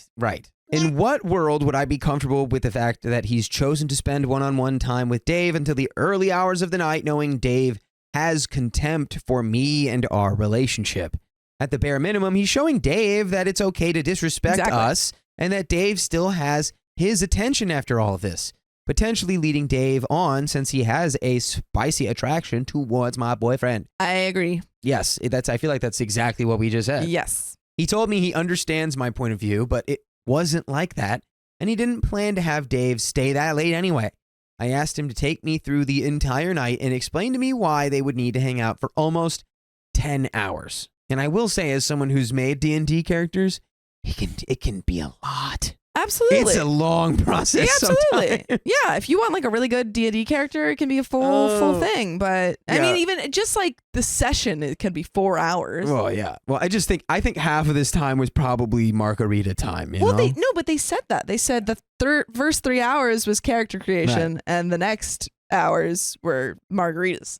They probably undersold it. I bet it was 5 hours. Yeah. He said that when Dave came over, they worked on his D&D character, and Dave explained how to play for about 3 hours, and they were having a couple of beers until Dave asked for something else to drink. Then they FaceTimed another coworker who was hosting the D&D event and stayed on call for like 2 hours or more. Apparently, it went from D&D conversation to gossip about work. He said after that, he was showing Dave the music he's made and how to produce and DJ, and they just lost track of time. I asked him how he could lose track of so much time when I was messaging him at 11 p.m. to say goodnight. He knew what time it was at that point, so why wasn't Dave on his way out by then? I told him the whole thing was sketchy, which he took slight offense to, asking me what I'm trying to insinuate and saying it seems like I don't trust him. He said in terms of the lateness, he honestly doesn't know how that happened and that he was shocked when he checked the time and asked Dave to leave as soon as he realized. He said he didn't ever think this situation was suspicious and that from his perspective, Dave doesn't have feelings for him, so the whole night was innocent. They were back to being the same friends as they were before Dave's admission. I told him it can never go back, even if he thinks Dave doesn't have ulterior motives. Dave put this out there, and that can't be taken back. I disagree with that. You disagree with that? It can't be taken back? I disagree. I don't think it's being done in this situation very well, but I do think that there are times where someone can go, hey, I have these feelings for you. And you can go, ooh, I don't. And then you guys can work it out and it can go back to normal. I would say so. I don't think that's the case here. I don't think it's happening in this story. But Dave's behavior needs to change and boundaries need to be put in place. I told him that without putting boundaries, he's essentially keeping things open from Dave's perspective. He told me that initially when this entire situation happened, he distanced himself from Dave, except when he was at work or work events or group outings, which is a lot of the time, so I'm not sure how distant that is. Nevertheless, he said they hadn't met up one-on-one together for like 2 months. I'm pretty sure they have, but I will concede that he hasn't told me they've been alone at each other's houses since the admission. More so just the pub, if anything, but I could be wrong. He may just not have mentioned another person joining them. I couldn't remember the specific occasions where I thought they did, so I couldn't really challenge him on that one. Anyway, he said their friendship was different because he felt awkward, which he didn't make clear to me at all. He always seemed like it didn't faze him at all, and it appeared to me that nothing had changed between them.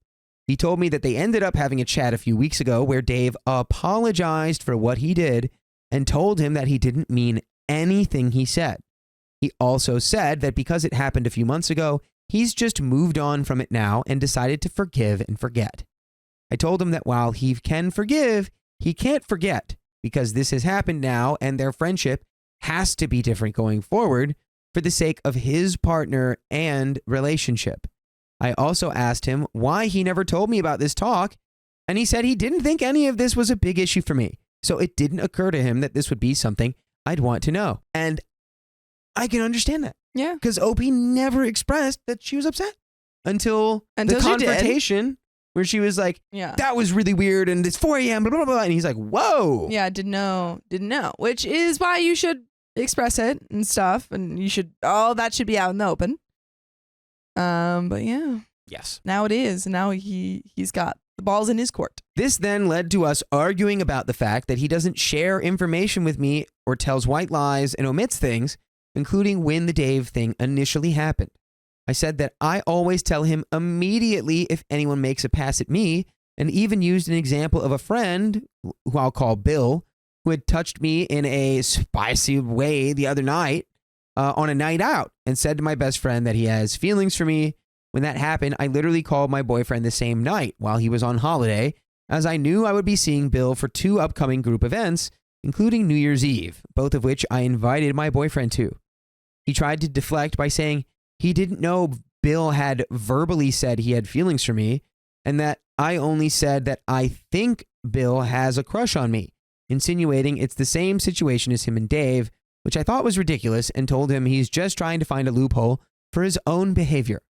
I asked him if he would be okay with me and Bill spending all night together getting wasted, and he said obviously not, but again, he thinks it's different, especially since the Bill thing happened more recently. I told him by his logic that means it'll be okay for me to do that as long as I wait a couple of weeks or months. We continued going back and forth a bit, and he apologized for making me feel upset and uncomfortable and said that it was never his intention. He just truly thought the whole thing with Dave was behind them. He also apologized if he came off as defensive. He said maybe he's been naive, but he really did not believe that Dave still had any feelings for him or ulterior motives in spending time with him. Which I think that's a little naive. Maybe a little It's naive. like a month after he confessed. Those feelings don't, I mean, maybe they leave in part, but they don't completely disappear in a month. Yeah. Yeah.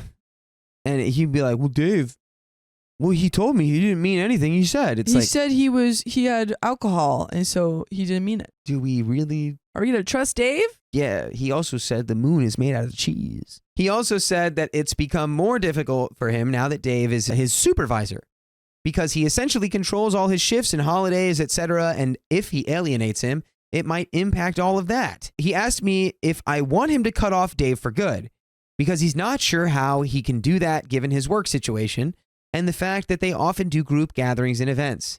He said it's kind of sad because Dave had been a good friend to him and they get along. I told him that if Dave was a good friend, he wouldn't have put him in this position, and that all of this was a consequence of what Dave did.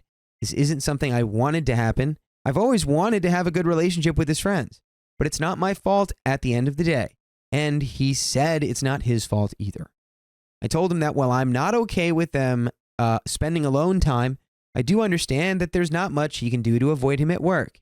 He told me that he has no problem with doing that or putting more boundaries, as he doesn't ever want to disrespect me. He just wasn't aware that this was something that bothered me this much. And yeah, now you've expressed it. Wow, we talk about stuff, If something's bothering you, especially when you're in a relationship, you gotta get that out in the open. Talk to your partner. Your partner isn't a mind reader. Remember that. Unless you're dating a psychic. Unless you're dating a psychic. And even they have their limits, you know? Yeah. He also said that since he's looking for a new job, he doubts Dave will be in his life to this degree much longer. And by the way, you can keep us in your life for as long as you want, because you can listen to full episodes with stories like this on Spotify and iHeartRadio and Apple Podcasts, wherever you listen to podcasts. Just search OK Storytime and you have 58 consecutive days worth of stories to fill your ears. It's true. Wow, wow, wow, wow, wow. We do have a little bit more story here. Let's just rip right into it, guys. We know the lesson. Vroom. Speak your mind. Speak your truth. When it must be spoken. Or let it consume you. We did touch on other things during this conversation, but we weren't able to get into everything as it was about 2 a.m. at this point, and I had work in the morning. We're going to speak more again tonight and hopefully resolve other things, mostly about how I feel I'm being treated after some comments on the OG thread brought this to my attention. Again, I want to thank everyone for their input. I don't think I would have been brave enough to discuss this if most of you didn't validate my feelings. Dang, that's kind of crazy. And that's the end of the story. Guys, if you're feeling something, say it to the relevant parties. The flames of your inner discontentment will consume you unless you douse them with the water of truth. English major. Just came up with that on the dome. Yes, because she's talented. Look at her. Came up with that on the dome. Wow. And that's for all of you, everyone. Yeah. That's all I got to say. I was going to say something and it got blown right out of my head. Right out of your head. Anyway. It's too good. Yes. Express yourself. Express yourself. Wow, not only is that the end of the story, it's the end of the episode. Wowie. Time goes fast. If you love us, make sure you subscribe. We love you. And see you tomorrow.